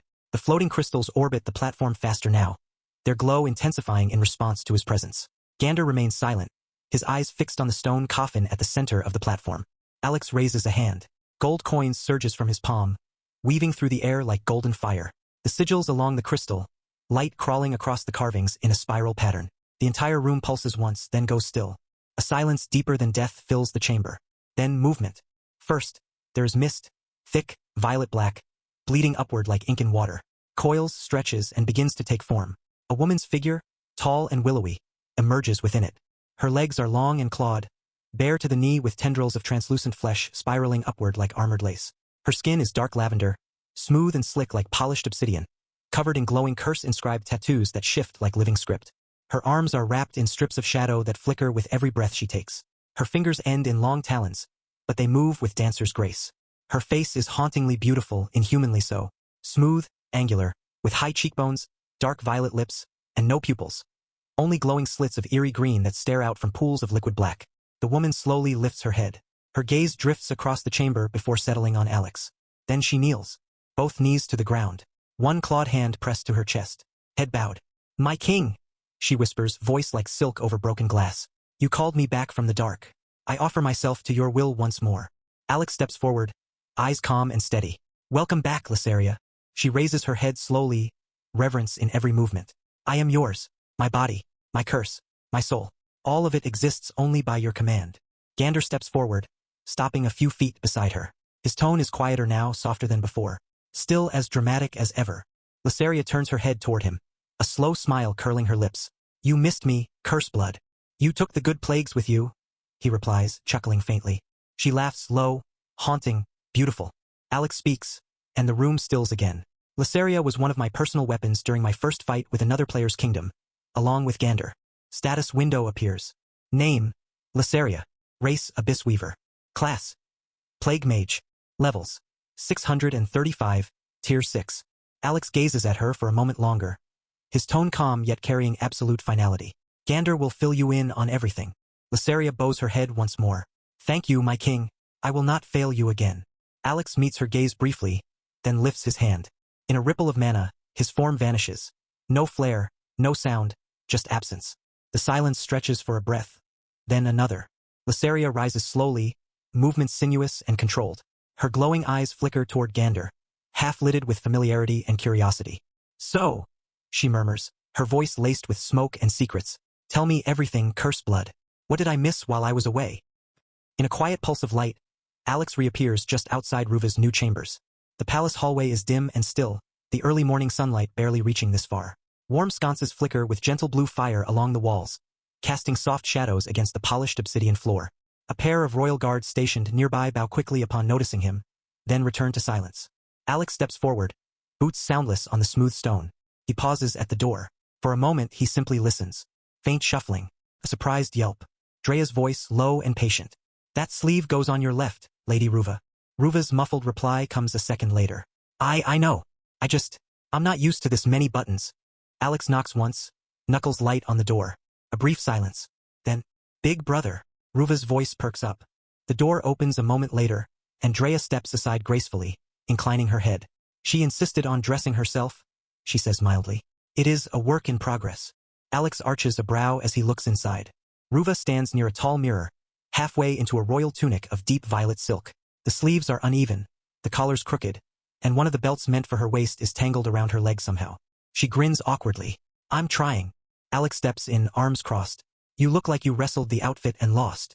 It attacked me, she says seriously. He snorts. Come here. Ruva steps closer, and he crouches down slightly, adjusting the belt first, then fixing the collar and tugging the sleeves into place with surprising gentleness. Drea watches from the side, expression unreadable. Chapter 179. The Arrival of Madoran and Gresvin. A day later, in Valgro's kingdom teleportation portal. A rumble of energy crackles through the air as the portal surges with power. Rings of magic churn in layered rotation, glowing runes flaring brighter with each second. Then, with a sharp whump, two silhouettes emerge from the other side of the dimensional gate. Tall, imposing figures who radiate a pressure that makes the surrounding guards tense instinctively. The first to step forward is clad in jagged crimson armor laced with ember veins that pulse like molten lava. His presence is suffocating, heat radiating from his body in waves that warp the air around him. A thick mane of blackened red hair tumbles down his back, his face half covered by a brutal helm shaped like a snarling beast. His eyes burn literally with flickering flames. Madoran, general of the Emberclaw group. He stops, placing a heavy boot onto the portal's stone floor with a dull thud that feels like the earth itself flinched. A single exhale sends wisps of steam curling from the vents of his armor. Behind him, an eerily silent figure walks into the light. The second is less flashy, no glowing armor, no bluster, but equally terrifying. A tall man draped in a long, flowing coat of pitch-black leather, unadorned but impossibly clean. His skin is pale as snow, his hair silver and slicked back. His eyes are mismatched, one a cold blue, the other pitch black and swirling like a void. Around him, space bends slightly, as if rejecting his very presence. His hands are clasped behind his back, his expression calm, almost bored. Gresvin, Astrum's representative. As they come to a stop side by side, the magic around the portal dies down, and the oppressive silence that follows is broken only by a faint creak. One of the nearby knights shifting nervously under the pressure of their aura. Prince Asdri stiffens as he watches from the side, jaw clenched. He quickly glances at his father seated beside him, eyes searching. He keeps his face neutral, trained, but inside, a storm brews. These weren't allies, they were walking calamities. Monsters, each of them, and no one knew what they might do. Any one of them alone could erase a city. Calling on their help was desperate. His father, the king, meets his gaze with unreadable calm, then shifts his attention back to the two arrivals. Asdri turns back toward the platform, watching as the two Tier 6 monsters approach with measured steps.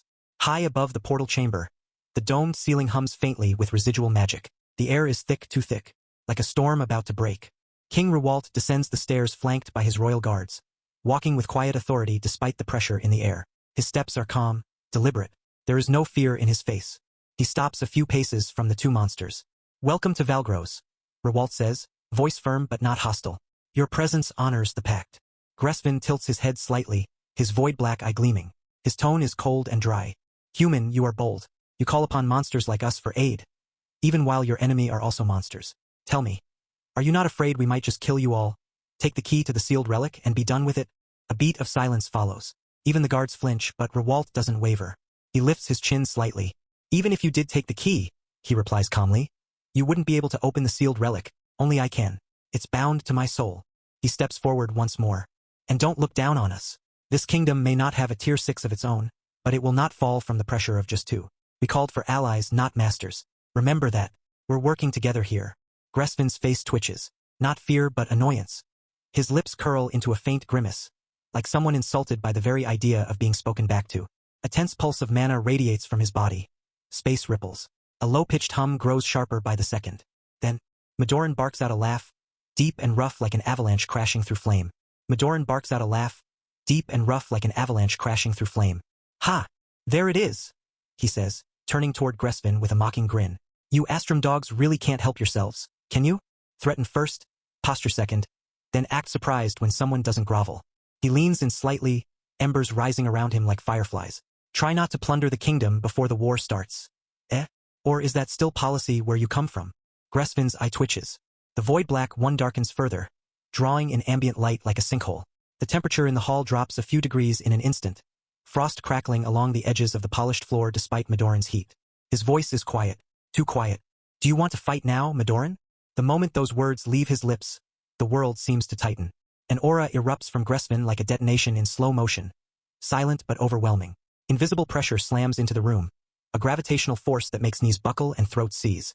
The nearest guards collapse outright, eyes wide with terror, some gasping for air. The marble beneath Gresvin's feet cracks in a spiderweb pattern. Up above, Prince Asdri moves instantly. Crackling lightning flares from his body as he unleashes his full aura. He plants himself between his father and the blast, arms wide, shielding Rewalt with everything he has. The impact hits him like a tidal wave. He grits his teeth. His knees buckle slightly, but he holds. The weight of a tier 6 killing intent is not something even a peak tier 5 can truly withstand. But he doesn't flinch. Enough! Asdri growls, his voice strained but clear. You were summoned to fight our enemies, not each other. The command hangs in the air. Gresvin doesn't respond at first. His gaze flicks to Asdri, studying him like looking at a brave insect. Then, slowly, the oppressive weight begins to recede. The air lightens. The frost fades. The tension in the room begins to uncoil. Gresvin straightens his coat calmly, as if nothing happened. Fine, he mutters. For now. Madoran, unfazed, scoffs and crosses his arms, his laughter finally dying down. King Rewalt exhales softly, then steps forward to reassert control. That's enough for today, he says. You'll both be briefed properly later. For now, you may rest. Accommodations have been prepared. He gestures toward one of the side corridors. Madoran grunts. Humph. About time. He turns without waiting for further instructions, molten eyes casting a final glance at the cracked marble beneath Gresvin's feet. I'll burn this place down myself if the food's terrible. Gresvin doesn't bother with a reply. He gives Rewalt a thin, dismissive glance, then simply vanishes. One step, and space folds around him like paper. In the next blink, he's gone. The silence that follows is like a held breath being let go. Asdri slowly straightens, brushing a streak of blood from the corner of his mouth. His aura fades, but the tension in his body remains. Rewalt watches the space where the two monsters exited, his face unreadable. Asdri finally speaks, voice low but firm. Father, you didn't tell me you were asking help from the monsters. Rewalt doesn't respond right away. He turns toward his son, walking slowly back to the throne, his boots echoing softly on the stone floor. Because I knew you'd object. Asdri follows after him. Of course, you already know I've traveled to other continents, and most of the time humans and monsters are always in conflict. I'm honestly surprised they agreed. Rewalt sits down on the throne with a quiet sigh, the weight of the day, and the decision, settling across his shoulders. He rests one hand on the armrest, eyes focused ahead. They agreed, he says slowly, because there are no humans on their continent. Asdri blinks. What? Rewalt leans forward slightly. Their world is almost isolated, separate. That land across the Western Divide. It's ruled by strength and fear. No kingdoms. No diplomacy. Just survival. The monsters who live there don't hate humans as much as those on other continents, because they've never had to. He glances at his son. That's why we reached out to them. Not because they're trustworthy. Not because they're kind. But because they're distant. Asdri frowns, arms crossed. And the human kingdoms on the other continents? Rewalt's gaze sharpens. I didn't even try to contact them. The prince's eyes narrow. Why? Rewalt answers without hesitation. Because I don't trust them. Those kingdoms play a long game, Asdri. They move slowly, behind closed doors with too many eyes and ears. If word of the sealed relic reached them, he shakes his head. They'd either send an envoy with false smiles or an army. He turns back to his son. These monsters came from a continent near us. No stake in our politics. And more importantly, he lets the words hang for a breath. They aren't known for crossing to other continents. They don't expand outward. They fight each other, mostly. So the chance that they'll betray us and inform the other continents about the relic. He trails off, letting the implication settle. It's low, not impossible, but lower than any human kingdom with ambition. Asdri doesn't answer at first. He's staring at the ground, jaw clenched, brow furrowed in thought. Finally, he speaks. You gambled everything. Rewalt nods. Yes. Asdri looks up, frustration and reluctant understanding mixing in his expression. And if you're wrong? Rewalt's face hardens. Then we die. But if I did nothing, we'd still die. At least this way, we have a fighting chance. Chapter 180, Madoran and Gresvin are coming. Greenhall City War Council Chamber. The war table is heavy with maps and scattered intelligence scrolls. Its surface lit by dim, flickering lantern light. A breeze whispers through the open windows, cool, dry air carrying with it the faint scent of ash. Greenhall is theirs now. But there is no celebration here. Gander sits at the far end of the room, his pale fingers stained with ink as he slowly etches a sigil onto a parchment with a bone quill. Across from him, Gorith leans against the wall like a boulder given breath. His 10-meter frame crouched unnaturally just to fit into the stone chamber. One elbow propped lazily on a reinforced support beam that creaks under the weight. Varkas paces near the window, wolfish eyes sharp in the dim light, arms crossed over his broad chest. His claws twitch occasionally, betraying the restlessness in his frame. The air is thick with tension, like all of them are waiting for the sky to break open. Lysaria lounges with ease in a high-backed chair, one leg crossed over the other, her glowing eyes half-lidded but alert. Only one seat remains empty. A shadow flickers. Then, without warning, Valeth steps out of nothing, emerging from the dim corner of the chamber like he'd always been there. His body coalesces from darkness itself, his cloak of living shade rustling with unnatural movement. Let us hear what you gather, Gander says immediately, not looking up from his sigil. Valeth inclines his head, his voice smooth and quiet, with just the faintest rasp. Just as His Majesty said, 2 Tier 6 monsters arrived at Valgros. They didn't even bother to hide their presence. Their auras swept through the capital like a storm. Everyone felt it. Gorith shifts slightly. Did you see them? Valeth nods. I did. He steps forward, stopping at the edge of the table. The first monster named Madoran. He arrived wearing armor of crimson steel veined with ember, pulses like molten blood, alive with fire. His hair is like charred flame, and he wears a helm shaped like some ancient beast. His presence is oppressive. The very air buckles around him with heat. Fire user? Lysaria muses. I love fighting fire user, because they are easy to manipulate. Gander finally looks up, eyes narrow. And the second? Valetha's lips twitch faintly, not quite a smile. Second monster named Gresvin. Astrum's representative. Tall, slender, dressed in black leather, perfectly clean. No markings, no crests. Silver hair. Eyes one blue, one black. He probably uses dark element. Gander leans back in his chair, folding the parchment in front of him with slow precision. He lets the silence linger a moment before speaking. I guess the 2 I fought from Astrum's side didn't come, he mutters. Would have been better if they had. At least I'm familiar with their power. Lysaria lifts her head, a curious glint in her glowing eyes. Oh? You fought 2 Tier SIXS and survive? After all, you are not really a combatant type. Gander exhales through his nose, a humorless sound. Even if I'm not, I can still take on 2 Tier SIXS if they're around my level. But at that time, I was already injured. He flexes his hand absently, the memory still sharp behind his tired expression. I had just finished fighting that Astrum bastard. Injured me pretty badly. If His Majesty hadn't arrived when I fight those 2, his voice trails off. I wouldn't be sitting here. Lysaria smirks faintly, her voice low. So that's why you asked him to revive me. Gander doesn't deny it. Of course, with you back, we're not gambling every fight on one person pulling through. She uncrosses her legs, leaning forward slightly, interest sharpening in her tone. Together, we can handle 4 Tier SIXS around our levels. Maybe more if they're not significantly above us. He nods. Exactly. And if they're stronger, well, between my curses and your power, we can still stall or cripple them. Even Tier SIXS bleed if you know where to cut. Varkas said. You 2 planning a duet of death already? Lysaria flashes him a grin full of teeth. Would you prefer we let you tank a few hits from Tier SIXS instead? The lycanthrope growls, but it's more amused than hostile. TCH. I'll pass. Varkas stops pacing, his claws tapping lightly against the stone floor. He casts a sidelong glance at the 2 mages, voice dry with a hint of mock surrender. I guess we'll just leave those 2 monsters to you 2, then. Lysaria licks her lips, a spark of anticipation dancing in her eyes. Of course, you can focus on the small fries. Try not to get overwhelmed. Gorith clicks his tongue, the sound like stone grinding against stone. TCH. Don't lump me in with him. I'd love to fight a tier 6. Gander turns to him with a raised brow, then nods thoughtfully.